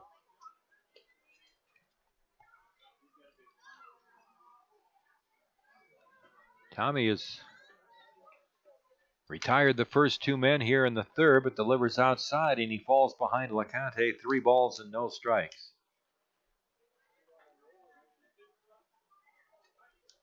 See if Tommy can climb the ladder back here. 3-0 pitch, strike on the outside edge, 3-1.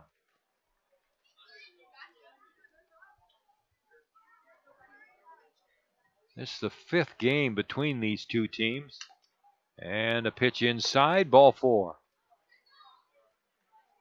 And up to this point, with Post 22 winning 3 of 4 and leading in this game, it looks like they'll be 4 out of 5. Post 22 has outscored this premier team 45-12 in this, the 5th game. Hunter Stevens up, the right fielder. Grounded out to second, his first at bat. And he takes a pitch low and outside, ball 1.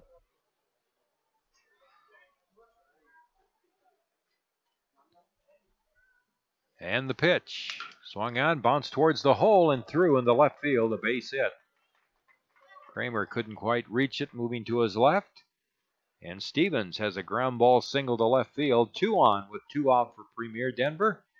And it brings up Nate Kajowski. Now at first base, started the game as the DH. So with 2 on and 2 out, Jack Sorensen will play a deep first base.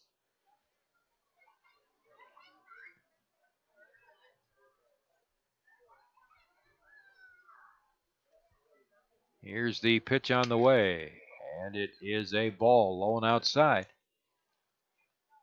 Kajowski grounded out to second, his first at bat.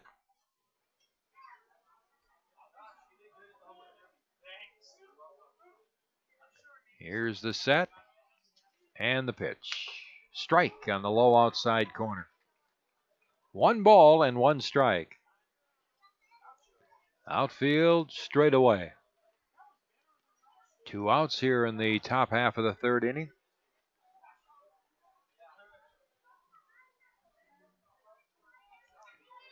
Wall's pitch. Swung on, hit on, hammered to short, and past Bowman into left center field. Rounding third is LeConte. He's going to score. Stevens stops at second. And they're going to charge an error on Cooper Bowman.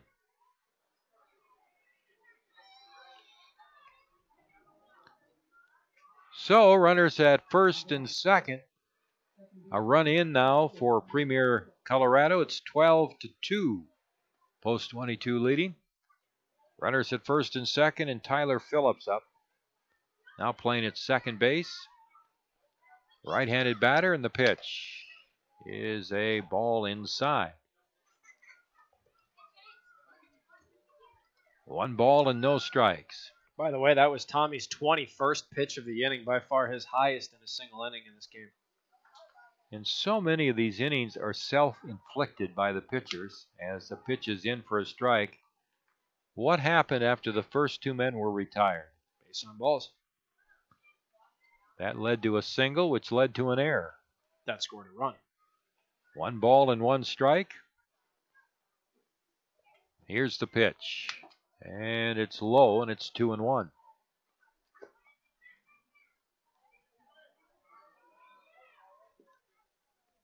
It's the beauty of how baseball is scored. In the scorebook, you can track everything down right to a T. Here's the pitch. Swing and a miss. Phillips now the count of 2 balls and 2 strikes. And it's not to say that other sports aren't scored like that. Obviously, you account for turnovers, but unless you've got the highlight reel or the footage, you sometimes don't even remember when most turnovers happen in other sports. Here's the pitch. Swung on and fouled off to the right. So Phillips hangs in with a 2-2 count. Runners at first and second. 2 outs here in the top of the 3rd inning for Premier Colorado, and it's a 12-2 post 22 lead.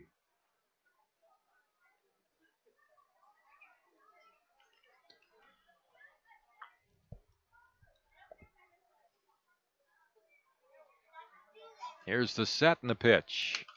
Poked foul again, backing out of play. And it's still 2-2.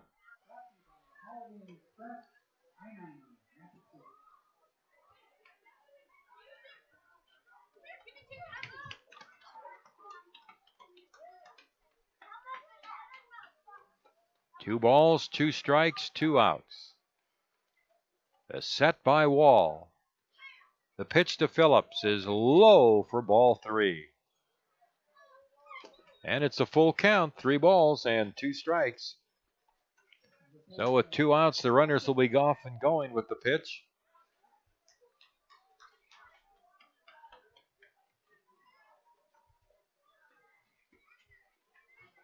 And Tommy turns and looks towards second. No throw, nobody was covering the bag. Paz is normal depth at second. Bowman was at normal position at short. 3-2 pitch, the runners go. And it's a wild pitch. It'll be ball 4 anyway. So the bases are loaded. So Wall gives up his 3rd walk. Otto Jones, the catcher, comes out. Sharp single to center, his first at bat. Well, Premier has a chance here to tack on a couple of more.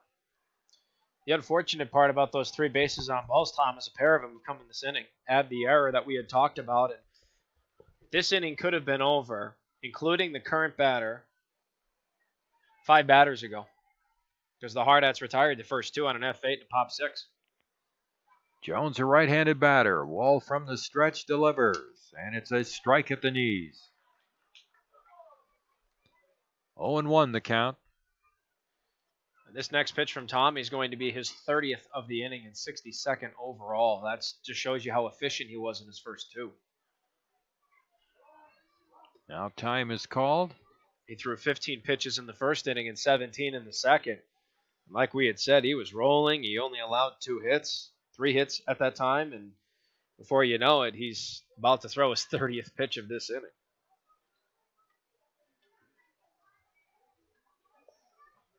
Here's the pitch. Strike. Good pitch again, low outside corner. 1 ball and 2 strikes. No balls and 2 strikes to count.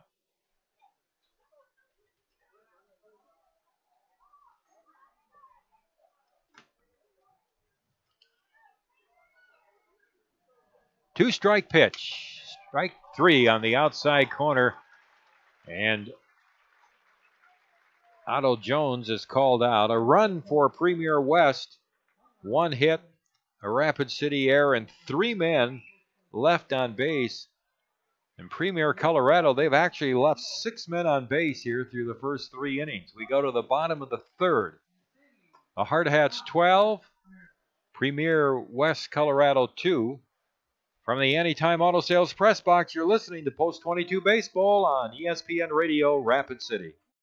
With more than 300 pediatric experts in 35 specialty areas, Sanford Children's offers the care that matters to your family. At the Castle of Care, we are committed to bringing in the latest and most advanced technology and services to care for your children. And having the largest team of specialists in the region means your child can receive expert, individualized care close to home. At Sanford Children's, we promise to put your family first. To learn more, visit childrens.sanfordhealth.org. You don't have to try to hit a home run when you're hitting singles and doubles all day. Consistency wins games, and it's key to helping achieve your retirement goals. At Weitzel Financial Group, they believe they're there to help with your own ideals and goals. Head toward your field of dreams. Call Weitzel Financial Group for a consultation at 348-1152. Kurt Weitzel is a registered representative and investment advisor representative with and offers securities and advisory services through Commonwealth Financial Network member FINRA SIPC, a registered investment advisor. Weitzel Financial Group, 817 9th Street, Rapid City, South Dakota, 57701. God Bless America, as sung by the young lady who sang the national anthem tonight and did such a tremendous job. And Faith Bennett, Miss Teen Rapid City. Well, here in the bottom half of the 3rd inning, I thought Trey Adams was going to throw a warm-up pitch there. There's no catcher. And it's actually not Trey Adams. No, it isn't. Jimmy LeConte's moved over from 3rd to the mound, and Trey Adams is now at 3rd base. Well, Trey Adams, Mr. Versatility, has played 2nd, been on the mound, now playing 3rd. And LeConte in the pitch for this Premier West team. Their 3rd pitcher.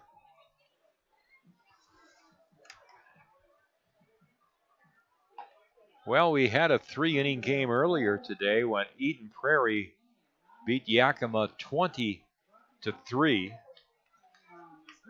Yakima and Eden Prairie in their 3 wins now in the tournament have outscored their opponents 33-7. They play at 11:30 tomorrow morning against Rocky Mountain out of Colorado.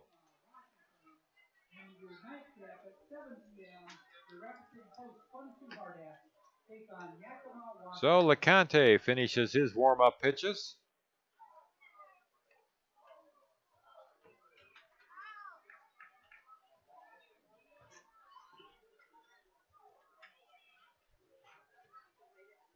Final stat line for Trey Adams, only went 2/3 of an inning, 4 hits, all 3 runs he allowed were earned, 1 walk, 1 strikeout, did it on 35 pitches, and again, it gives way to Jimmy LeConte. So the infield has Kajoski at first, Phillips at second, Kelly's been the only mainstay at short, and Adams in the hot corner at 3rd base.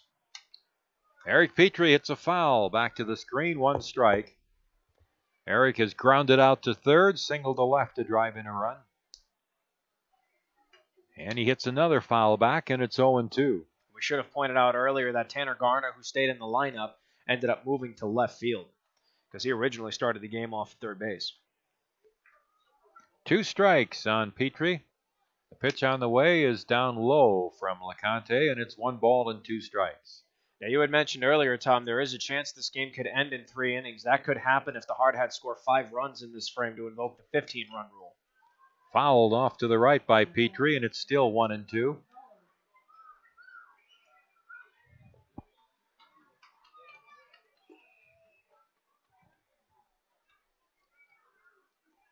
One ball, 2 strikes. The pitch on the way, and it is a strike on the outside corner. And Petrie is called out, 1 away.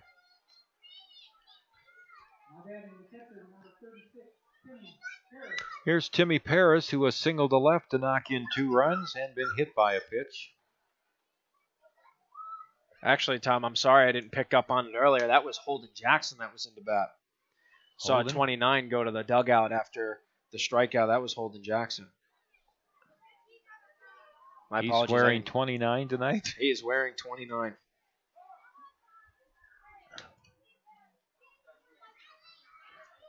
Pitch is 1 ball, 1 strike now. The count on Timmy Paris. And that is Timmy. So just so we're aware, that is Timmy. So at least I found that one out in time. Well, it's so easy to tell with his number. He's always been 36, hasn't he? Pitch is swung on and missed. 1-2 now on Paris. It's funny when you're ahead 12-2 in the 3rd inning, but I thought Timmy's hit in the 1st inning was huge. Runners at 2nd and 3rd, 2 outs, and trailing 1-0. Swing and a miss by Paris at a pitch down and away, and he's out on strikes. So 2 down, and that brings up Jack Sorensen, the first baseman.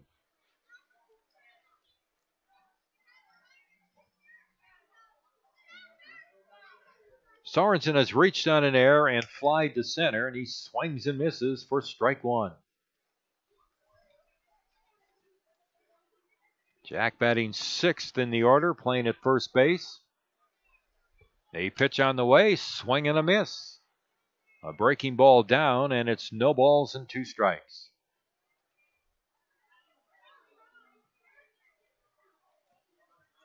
And the 0-2 pitch. Swing and a miss. A pitch down in the dirt, and Sorensen strikes out to retire the side, and LeConte actually fans the side here in the bottom of the 3rd inning. 3 up and 3 down, nothing across in the 3rd inning. And the Hardhats will take a 12-2 lead into the top of the 4th. And you're listening to Post 22 Baseball on ESPN Radio Rapid City. You're watching on Hardhat TV.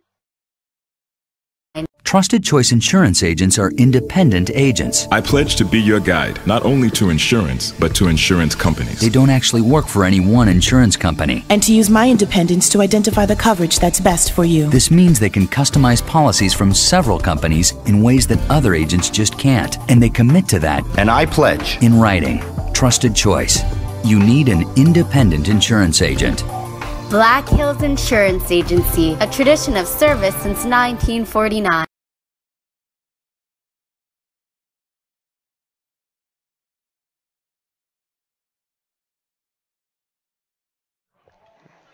Well, 3 innings have been played in Post 22, now all set for the top half of the 4th inning here at the Fitz in their 4th game of the 2017 Firecracker Tournament. They hold on to a 12-2 lead over Premier West out of Denver, Colorado. Numbers across the board after 3 innings. For the Hardhats, 12 runs on 9 hits with 2 errors in the field. And for Premier West, it's 2 runs on 4 hits with a pair of errors. At this time, I am joined in our broadcast booth, the Anytime Auto Sales Press Box here on ESPN Radio Rapid City, by the newest head coach in Rapid City Rush history who will lead our team in our 10th anniversary season. Head coach Daniel Tatro is now with me. We're going to have some fun, talk some baseball, and talk some hockey. Tommy Wall's first pitch to the 9-hole hitter, Miguel Marquez, is a called strike. It's good to be here, Mark. It's unbelievable we're calling baseball and not hockey. I'm excited. Here's the 0-1 from Wall to Marquez. Swung on and missed. Behind 0-2. Marquez on the ball game is 0 for 1 with a backwards K in the book. Struck out looking back in the top half of the 2nd. It was the 2nd of 3 strikeouts for Wall. 0-2 pitch, missed low and away, a ball and 2 strikes. I'm real impressed with Wall tonight. He's painting the corners and doing a great job. 1 ball, 2 strikes the count. And Wall delivers. Swung on, and the ball's hit to second. Paz charges in, and he makes the catch on the weak liner. L4 in the book, 1 up, 1 down, brings us back to the top of the order to Lance Kelly, 0 for 2. He's the shortstop. So, Coach, big signing today, Kent Miller. How excited are you about a scoring threat? 30-goal scorer last year, and he's a big, strong forward, goes to the net, so I'm real excited. First pitch here to Kelly. Swung on, and it's ripped foul, third baseline. No balls and a strike the count. So how was that trying to acquire him? I mean, how excited is he coming to Rapid City? Well, he's our neighbors in Saskatchewan, so he's not very far away, so he's excited about that. His family can come off and watch. 0-1 pitch, rides high and inside. A ball and a strike now here to Lance Kelly. 1 out, and the base path's empty here in the top of the fourth. The Hardhats sporting a 12-2 lead on the board. Tommy Wall in his third start of the season. 1-1 pitch, low and inside, and it's 2-1 now to Kelly. He's got a heck of an arm for a little guy. He's not very big, but it reminds me of Marcus Stroman of the Blue Jays, to be honest. 2 balls and a strike the count, and Wall deals. Swung on, and the ball's hit foul. 2-2 now the count. Now, I remember while you were telling me back in your younger days while you were still playing junior hockey, you were also potentially recruited and scouted by the Blue Jays. Yeah, I was about 13 years old, Manitoba Summer Games. Pitched a no-hitter, and this Blue Jay scout approached me. 2-2. Swung on. Ball's popped up to the infield. Wall will give way to the shortstop, Cooper Bowman, who comes in, and he makes the catch.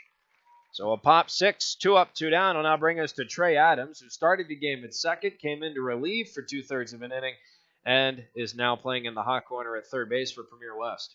And I love playing ball more than hockey, to be honest, Mark. And I love pitching, being on the mound, that one-on-one with the hitter. It's kind of a poker match, and just loved it.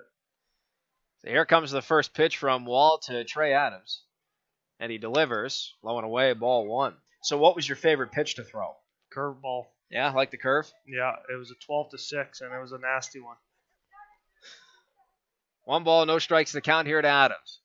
And that's a called strike on an off-speed pitch. Count evens up at 1-1. So was that your out pitch? What was your out pitch? Yeah, the curveball. 12-6, and there was some hook on it. Here's the 1-1. Swung on, and the ball's lined just past a diving Ballman and into left for a base hit. So with 2 outs, Trey Adams gets a single. Just the 5th hit of the ball game here for Premier West as they trail 12-2. So a man on first, 2 outs here in the top of the 4th, and that brings up Tanner Garner. Love throwing the high heat, too, when they crouch the plate.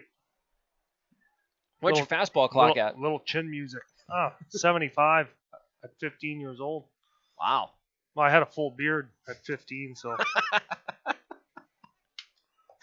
First pitch to Garner, low and away, ball 1. I was kind of a man amongst boys at that age there, Mark. Well, you played for the Brandon Wheat Kings. I can't expect anything less. 1 ball, no strikes the count. Wall looks at the man on first. And he deals this 1-0 to Garner. That ball swung on and hit high in the air to left. Holden Jackson's underneath it. He makes the catch. And that will end the top half of the 4th inning. No runs on a hit, no errors. 1 man left on the base path. We've officially completed half of regulation. 3.5 innings in the books. And Post 22 still holds on to that commanding 12-2 lead.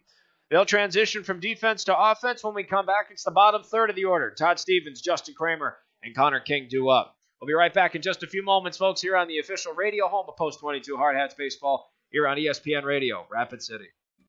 You don't have to try to hit a home run when you're hitting singles and doubles all day. Consistency wins games, and it's key to helping achieve your retirement goals. At Weitzel Financial Group, they believe they're there to help with your own ideals and goals. Head toward your field of dreams. Call Weitzel Financial Group for a consultation at 348-1152. Kurt Weitzel is a registered representative and investment advisor representative with and offers securities and advisory services through Commonwealth Financial Network member FINRA SIPC, a registered investment advisor. Weitzel Financial Group, 817 9th Street, Rapid City, South Dakota, 57701.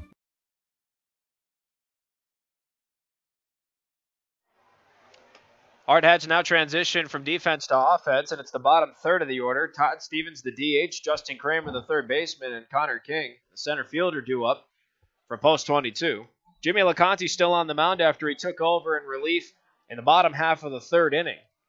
Paul Brophy started off the first inning in the 3rd, gave up 9 runs, 7 of which were earned on 54 pitches, followed by Trey Adams, who completed the 2nd inning, the last 2/3, which he gave up 3 runs on 4 hits.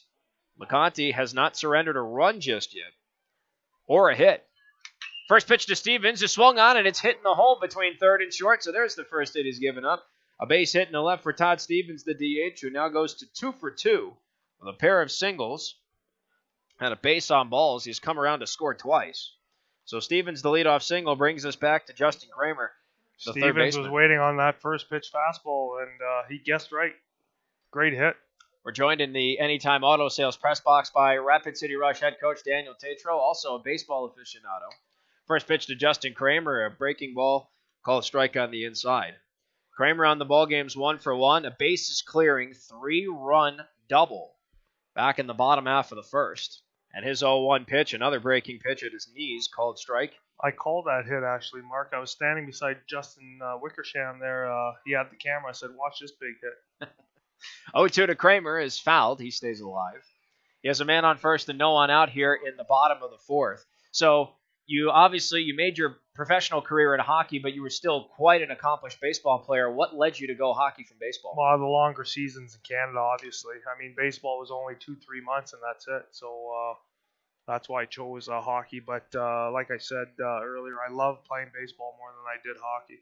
Did it have anything to do, too, maybe playing with the Brandon Wheat Kings? You could see things moving on in your career? Well, I left home. I was 15 for hockey, so I knew after that baseball career wasn't an option.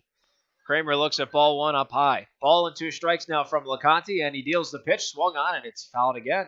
Kramer's in a battle. Just love watching baseball. It's a thinking game. It's a chess match, and as a manager standpoint, you really got to think the game and manage more than coaching hockey, I believe. Ball and 2 strikes once again to Kramer. And LeConte deals. Pitch is low. It's blocked in the dirt, though, by Otto Jones, the catcher. So 2 balls, 2 strikes to count, and Todd Stevens will hang tight at first. Plus, you can relax, have a hot dog, couple beers, peanuts, Diet Coke. Cracker Jacks? Yeah. 2-2. Swung on, and that ball's lined into left center field. That's going to drop for a base hit. Everybody's safe at their respective bases. Stevens will advance to scoring position at second base. So back-to-back singles start off the bottom half of the fourth here for the Hardhats. They're holding on to a 12-2 lead. No one out, men on first and second. And that'll bring up Connor King. Post 22 is really feeding off each other tonight with all these base hits. It's like a domino effect where one guy gets a hit and the next guy wants a hit. So, they're just crushing the baseball tonight. 12 runs on 11 hits, too. That's confidence. So here comes Connor King. He's got a 2-run RBI single under his belt. And his first pitch swung on, and it's popped up. Shallow left. Charging from short is Kelly. He comes back and in from left to eventually make the catch is Garner. Looked like for a brief moment the ball was going to get lost in the Bermuda Triangle formed by the shortstop Kelly, the left fielder Garner, and Miguel Marquez from center. Garner comes in to make the catch. It's an F7. Men on first and second with 1 out to bring us back to the top of the order, and it's Walker Paz. That was almost a Willie Mays Hayes from Major League Basket catch. Willie Mays Hayes. Can of corn. So now here comes Paz. 2 for 3, a pair of doubles under his belt. And his first pitch is low and inside, but it's a called strike, 0-1. So, such a baseball fan. What's your favorite baseball movie then? Well, Major League. Has to be, yeah. Oh, unbelievable. I watched it about, 200 times now. I know every line. 0-1 to Paz. Love Lou Brown, the manager. What a great manager he was. Is upstairs, a ball and a strike. I've got to say, Harry Doyle's my guy. Oh, yeah. Harry. They don't best color man in the league. Next pitch rides upstairs, 2 balls and a strike. Color guy with a few words, but Monty. Pretty good one. Yeah, Monty, the color guy. Great drop in, Monty. Good to see that. 4 years of broadcast school totally paid off. 2-1 to Paz. Called strike on an off-speed pitch at his knees, outside corner. 2-2 now his count. Big Blue Jay fan, though, Mark. Growing up, still Blue Jay fan. Die hard. Having a rough go this year, though. That's all right. It's still early. Only 3.5 out for the wild card. 2-2 from LeConte to Paz. Rides upstairs, and the count goes full. So Paz is a full count.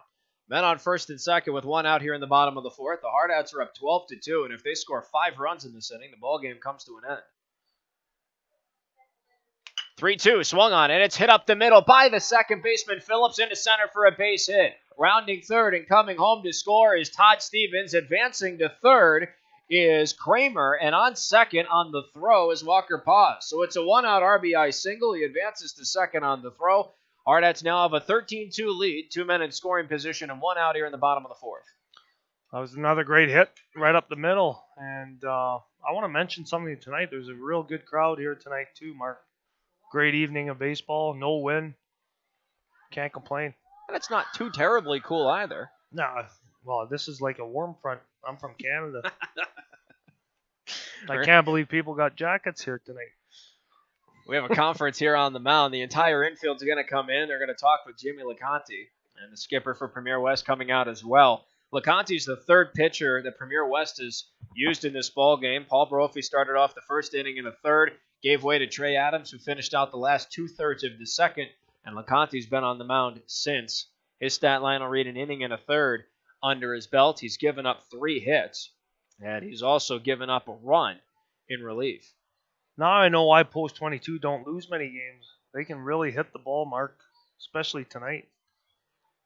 They got some big boys, too, in the lineup. Well, the coaching philosophy behind hitting is exit velocity. That's the coaching philosophy. They try to preach exit velocity, how hard the ball comes off the bat. You can clearly see that paying off. Yeah, and they're finding the holes. That kind of night tonight. So now here comes Zach Solano, 2 men in scoring position. He already has an RBI hit in this ball game. First pitch. Misses low. Jones gets the block, though, so nobody advances a base. 1-0. So as a hitter, what were you like? Did you not hit? No, I loved hitting, and I always look for that first pitch fastball, to be honest. Sometimes those are the best balls to hit. Ball and no strikes the count here to Solano. Men on second and third, 1 out bottom of the fourth. LeConte deals. That's a called strike on a fastball outside corner. 1-1 now to the Hardhats right fielder. Well, unless the pitcher has trouble finding the strike zone, then you want to be a little more patient and selective. 1-1 to Solano. Swung on and missed. High fastball, and the count goes to a ball and 2 strikes. That was quite the rip. Like they say, good cut. Good cut. Ball and 2 strikes now. LeConte to Solano, way outside. 2 balls, 2 strikes. Solano again on the ball game is 2 for 2, a double, an RBI single, a walk, and a pair of runs scored. Earlier today went 3 for 4 with 3 RBIs in the first game of the doubleheader, so he's had quite a day at the plate. Full windup for LeConte. 2-2 pitch. Outside, and the count will go full. And he's seeing the ball well, too. That kind of day for him. You mentioned the stats there today from Solano. Wow. He's having a great day. Hopefully he carries into tomorrow as well. 5 for 6 and 4 ribbies on the doubleheader. Payoff pitch. Buzzes the tower inside. That's ball 4, so he takes his second walk of this ball game. The bases are now loaded with 1 out, and that's going to bring up statistically the best hitter of the club coming into this game, Cooper Bowman, who's just had a tremendous season for Post 22. Watch this first pitch, Mark. If I was a hitter right here, I'd look for a fastball right down the old pipe. Bases loaded. And if Cooper hits a home run, this ball game is over. That would be a grand slam. It would give the Hardhats a 15-run advantage. And that'll give way to Tom and I doing the post-game show in a few moments. He looks at a first pitch ball, 1-0. And the pitch from LeConte swung on and turned on to left field. That ball has some legs, but it just tails off foul. 1-1 the count to Bowman. He torched it. Just a little ahead of it, but he knew that fastball was coming and just ripped it foul. Just missed the foul pole there. Left field. So a ball and a strike now the count to Bowman. Bases are jacked. 1 out here in the bottom of the fourth. Hardhats are up 13-2. 1-1 from LeConte. Called strike at his belt.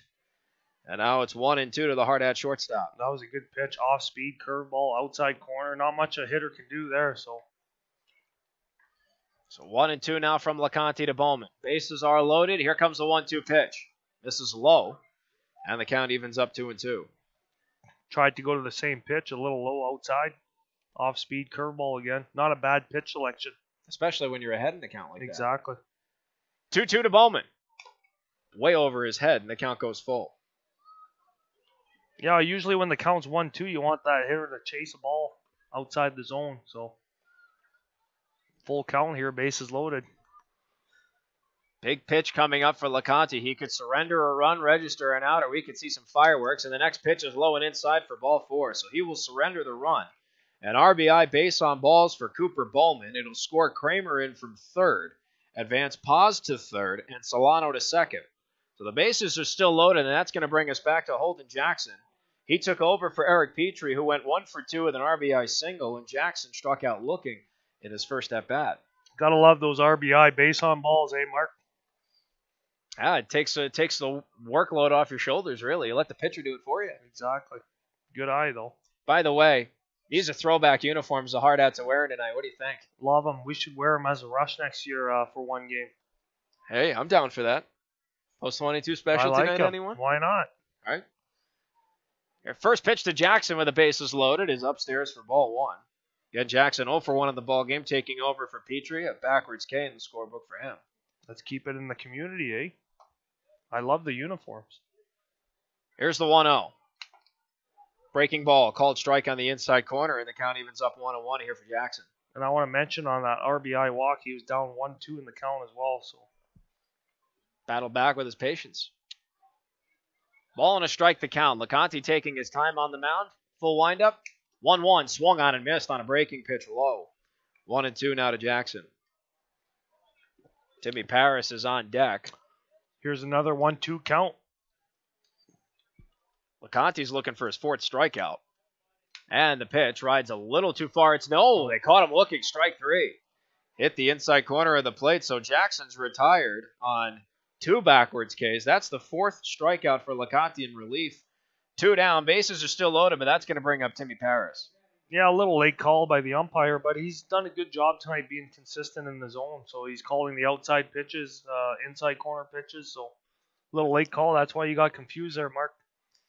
Paris in the ballgame, 1 for 2. A big 2-run RBI single. First pitch is low and away, but it's blocked by Jones, so nobody advances a base. Great block. You got to admire the catchers. They're kind of like the goalies in hockey.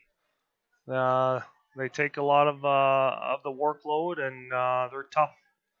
And it's tiring being back there too. So ball and no strikes the count. Pitch to Paris, swung on and it's chopped to short. Kelly gets the stop on the play. His throw to first is in time, and that'll end it. So the Hardhats strand the bases loaded, but they do manage to add 2 more runs in the inning on 3 hits. No errors were charged to Premier West. Bases left loaded. And at the end of 4 full frames, Post 22 has a 14-2 lead. We'll be right back in just a few moments with the top half of the 5th. I'm joined by Rush head coach Daniel Tatro. We'll talk more hockey and baseball right after this. If you're on the official radio home of Post 22 Hardhats Baseball on ESPN Radio, Rapid City. Coke Zero goes with things like this. This. And this.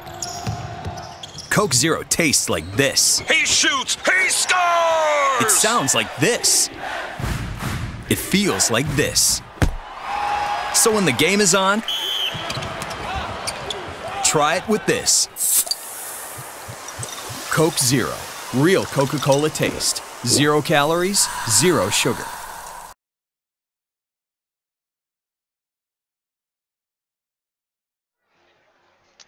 Four innings have been completed. Post 22 still in the driver's seat. They added a pair of runs to their massive advantage, and it's now 14-2 heading into the top half of the 5th inning.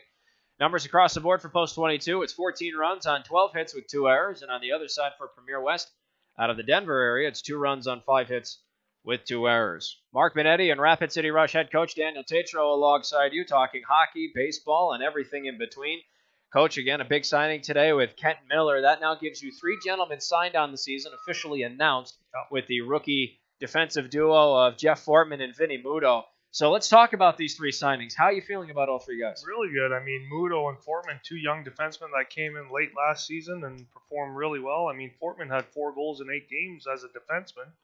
Muto, good young, smooth skating defenseman, moves the puck well. And looking by the video you had him on, they look pretty ripped up and working out in the gym hard, which I like to see. I mean, the arms on him, holy mackerel. So I'm happy about that. I want my guys to be fit in camp, so it's good to see. And they're hungry. I want kids that are hungry and ready to step up next season. Looks like we have a pinch hitter to lead off the top half of the fifth coming in for Jimmy LeConte. It's Calvin Hunt, number 15, who will take over. And Tommy Wall still on the mound. First pitch is a swing and a miss. That was his 78th pitch of the ball game to start off the top half of the fifth, and it's 0-1. The Hardhats can hang on to this advantage. The ball game will end via the 8-run rule. Next pitch is swung on and lofted to Cooper Bowman. It's short, and he makes the catch. Now, is there a mercy rule, Mark? There is, yes. The Hardhats, they have a 12-run advantage right now, so it's 15 runs after 2.5 or 3 innings if the home team's ahead or if the visiting team's ahead, and it's 8 runs after 5 or 4.5 in this case. Okay, so Tommy wants to finish this off tonight, right? Yes, and we have 2 outs to go. Hunter Stevens, by the way, is also being substituted for the left-handed hitting Tyler Richardson. He's pitched one heck of a game, Mark. He steps off that mound, and he's got velocity, and he's hitting the corners as well. And there's hitting one inside for strike one called on Tyler Richardson, the lefty, batting for Hunter Stevens. Stevens finished 1 for 2 on the ball game. 0-1 pitch and just missed. That was awfully close. A ball and a strike now from Walter Richardson. Yeah, he dialed in, though. Just threw his 81st pitch of the start. Next pitch is fouled. And now the count goes to 1-2 for Richardson. The Hardhats are 2 outs away from taking their 4th game of the Firecracker. One of only 2 teams undefeated, Eden Prairie out of Minnesota, the other one at 3-0. So the Hardhats would be in first place in the tournament by a half game in the standings. 1-2 from Walter Richardson. Swung on, and it's fouled to the left of our press box, and Richardson stays alive. They play any Canadian teams in this league, or? No, they don't. However, there was a Canadian team that saw this Firecracker tournament, and they've reached out. They want to be a part of it next year. Well, why not? Right? We got some good Canadian ball players up there.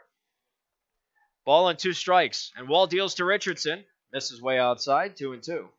Big Canadian farm boys that like to play ball. And I think the team may have been from around Winnipeg. I'm not too sure. I've got to double check. Well, there's good Canadian major leaguers, that's for sure. 2-2 is lofted to Bowman again. He's going to make the catch. It's the Cooper Bowman show in this inning. 2 pop sixes, 2 up, 2 down will bring us to Nate Kajowski, potentially the final batter. I can name a lot. Larry Walker, Russell Martin, Joey Votto. Tom's actually telling me that a team from Lethbridge, Alberta, has come here and played before. Yeah, Lethbridge. Not too far away. So now here comes Kajowski. Lethbridge, Alberta. And he looks at ball 1. 1-0 the count. Kajowski's 0 for 2. He reached on an error by Bowman at short. Grounded out to second. His 1-0 pitch misses low. 2-0 for the tall righty. He was the DH at first. Now he's the first baseman for Premier West. 14-2, Hardhats have the lead. Tommy Wall can get this last out. The ball game's over. 2-0, swung on, and it's fouled. First base side, 2-1 now the count. So, briefly, while we still have you on here, you're the head coach for a couple weeks now. How's it feel? It feels great. I've been real busy. Went to Las Vegas for league meetings. Was down in Chicago for the NHL coaches seminar here last week. So, been busy on the phones with players, agents, and trying to assemble the best team possible for next year, Mark. What kind of team are you trying to assemble as that pitch was ball 3, so it's 3-1 to Kajowski? Guys that are hungry, like I said, and that have great attitude on and off the ice, that are leaders. Guys that are not afraid to go in the corners in front of the net and get dirty. So those are the kind of guys I want. Next pitch to Kajowski's fouled, so this is going to be quite a physical team then. Yeah, definitely. Payoff pitch coming from Wall. If it's strike 3, the ball game's over. Full windup. 3-2. Misses low and away. Ball 4. And Kajowski draws a 2-out walk. So it's a base on balls from Wall, and that will bring up Tyler Phillips, who started off at first base and then shifted over to second. So he has a man on first and 2 outs here in the top of the 5th. The Hardhats still 1 out away from a big win here. Push them to 4-0 in the Firecracker. First pitch from Wall, a called strike on an off-speed pitch. Speaking of the Blue Jays, one of the only times I really cried watching baseball was when the Blue Jays won for the first time in '92 versus the Braves. And then they went back-to-back against the Phillies in '93 with the Joe Carter home run in Game 6. That is one of the most immortal calls in all of baseball. I think it was touch 'em all, Joe. Correct. Was the call. 0-2. Misses outside. A ball and 2 strikes now to Tyler Phillips. I remember well because I was 13 and then 14 years old, so that was in your heyday playing baseball. big time. Wow. So that had to feel good getting scouted out by a World Series champion. Unreal. 1-2, swung on and missed, strike 3, and that is going to end the ball game. It's the 4th strikeout for Tommy Wall. He takes his 3rd win in his 3rd start, and the Hardhats are now 4-0 in the Firecracker. They take this one over Premier West 14-2. It was 14 runs on 12 hits and 2 errors for Post 22, and 2 runs on 5 hits and 2 errors for Premier West. Coach, it was a blast having you on the air. Thanks for calling baseball, talking hockey. Well, I'll come back for sure because I love baseball. So maybe tomorrow there, Mark. Who knows? Yeah, maybe. We'll see. Or whenever you invite me. Yeah, we can work it out. Maybe for Eden Prairie Monday night. They're a big hockey school. So okay, perfect. Maybe we'll talk some more hockey. Minnesota boys in town. Absolutely. Coach, thanks so much for joining us. It was great having you. Folks, we'll be joined by Tom in just a few moments. We'll give you our thoughts, tabulate some numbers. Hardhats are 4-0 in the Firecracker. They take this one 14-2 over Premier West out of Denver, Colorado. Stick around. We're in the Anytime Auto Sales Press Box. You're tuning into ESPN Radio Rapid City, the official radio home of Post 22 Hardhats Baseball.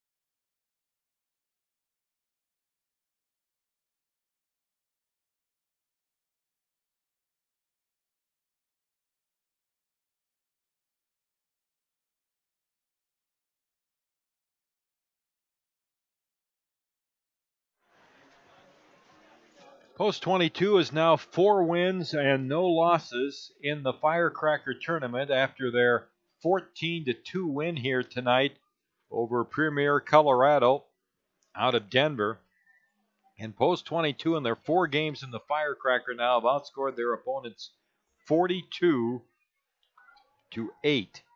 And that's quite evidence of domination right there. Premier West now drops to 1-2 in the Firecracker tournament. First couple of innings decided this game. Probably it was over after the second inning, 12-1. Post 22 led. 5 runs in the first inning. They had a 3-run triple from Justin Kramer to highlight that first inning, a 2-run single from Timmy Paris, accounting for the 5 runs. Then they scored 7 runs in the second inning on a 2-run single by Todd Stevens. Connor King had a 2-run single. Sacrifice fly for Cooper Bowman. RBI single by Eric Petrie. And that made the score 12-0. Post 22 scored a couple of more runs in the fourth inning. And that was it, 14-2, the final score. So Rapid City now 37-4 on the season. What a ball game we watched tonight, Tom. It was just offensive dominance, and you heard it from Coach Tatro that when we had him on the air that he made a great point that these hitters were feeding off of each other. One guy got a hit, then the next guy got a hit. Before you know it, the third man coming up says, hey, I want to get a hit too, and they just come pouring out. Again, 14 runs on 12 hits. That speaks for itself on a very highly motivated and offensive team with a lot of momentum under their belt. And credit Tommy Wall, too. He had a very poised start. Ran into some trouble there back in that top half of the third inning where he gave up a pair of walks, and an error didn't really help him out either. But he ends it off with his third strikeout out of 4 that he had. Only surrendered 1 more walk after that and 1 more hit after that inning. So good on him. Final stat line, 95 pitches under his belt in 5 innings. He gave up 2 runs, which were both earned on 5 hits, 4 Ks to 4 BBs in the scorebook. And that's a little uncharacteristic of his ratio, too, because he came into this game 32 strikeouts to 10 walks. So he went 1-1 as opposed to his normal 3-1. But nonetheless, a quality start for him, and good to see that he's pretty much locked down his spot in the rotation. The other scores from today's play, Yakima beat Las Vegas 12-4, and then Missoula beat Las Vegas today 6-2. But Post 22 came back and beat Missoula 10-1. In the 3 o'clock game, it was 9-2 Rocky Mountain over Mountain West Utah. 5:30 game, a 20-3 win for Eden Prairie over Yakima, and now Post 22 has won 14-2 over Premier West. It's beginning to look like Post 22 and Eden Prairie are on that collision course for Sunday or Monday night, but we have a lot of baseball still to be played. The standings look like this now. Post 22 is 4-0 in first place. Eden Prairie in second place at 3-0. And then comes Rocky Mountain with a 2-1 record. Then we have 4 teams at 1-2. Mountain West, Premier West, Yakima, and Missoula. And Las Vegas is 0-4.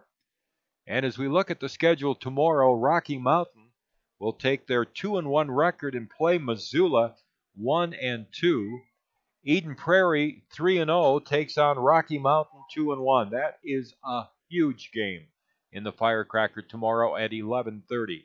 Las Vegas 0-4 will play Mountain West 1-2. Premier West, the team that just lost to Post 22, they're 1-2. They'll take on Yakima, and Yakima on the tournament 1-2. And the final game tomorrow night, Post 22 4-0 against Yakima. So a full slate of games tomorrow. Things will start to clear up a little bit tomorrow, and then a lot more on Sunday before we enter the final 2 games of the tournament. You're giving me that look like, okay, Tom, I have something to go do. Would you say good night, please? Oh no, I'm not looking for that at all. You've pretty much hit the nail right on the head. Again, a great ball game, a great slate tomorrow. I'm looking forward to this Yakima game because I think it's going to be a big history lesson, and I hope it is, because you talk so much about this Yakima team and the history that they have with Floyd Fitzgerald Stadium winning the 1975 World Series here. So I'm looking forward to that. A lot of reminiscing in that game. It should be a very fun contest for us tomorrow night. I'm just thinking a lot of people who watched that game at 75 are dead. But, I don't know. You're still here. Come on. Well, I know, but who knows for how long.